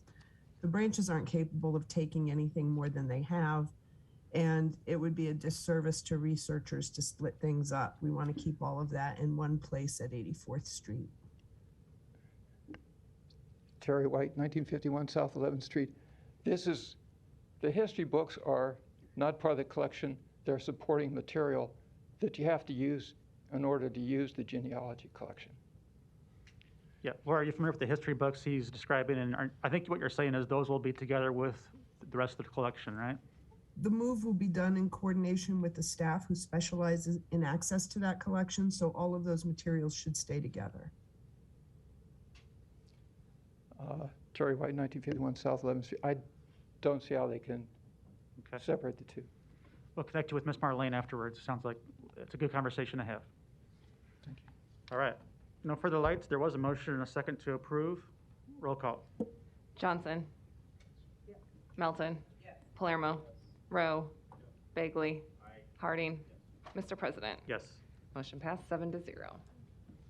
Item 59, an ordinance authorizing the issuance of a purchase order to the Filter Shop, Inc. in the estimated annual amount of $81,372.71 for the purchase of air filters to be utilized by the Facilities Management Division. Public hearing on number 59 is today. Proponents, please. Seeing none, any opponents? Public hearing is closed. Item 60, an ordinance to transfer a permanent easement and land to Magellan Pipeline LP to relocate facilities. Public hearing on number 60 is today. Proponents, please. Seeing none, any opponents? Public hearing is closed. Item 61, an ordinance to approve a major amendment to mixed-use district development agreement for Antler View to allow for indoor sports and recreation use. Planning Board and Planning Department recommend approval. Public hearing on 61 is today. Proponents, please. Good afternoon, Eric Williams with Olson, 2111 North 67th Street. I'm here with the client and available to answer any questions. Thank you. Any other proponents today? Seeing none, any opponents? Public hearing is closed. Item 62, an ordinance to amend Section 20-163 requiring any person charging a tow fee, administrative fee, storage fee, or other related fee to provide a receipt of payment to the person reclaiming the vehicle. Public hearing on number 62 is today. Proponents, please. Seeing none, any opponents?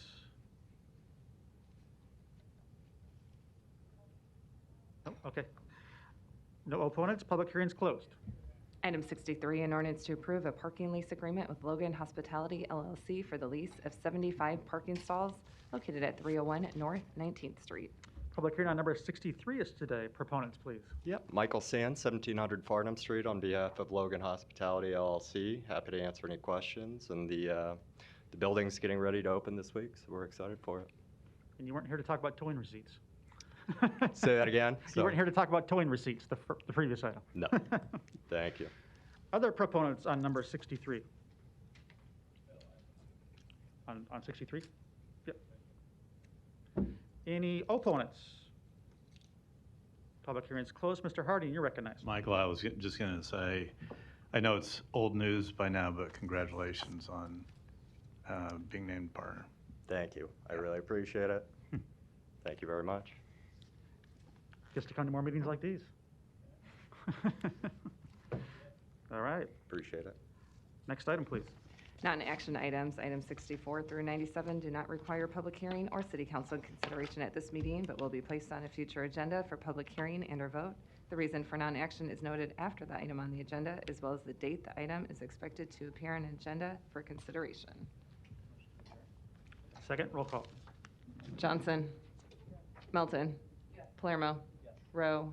Bagley. Harding. Mr. President. Yes. Motion passed 7-0. Meeting is adjourned at 5:02.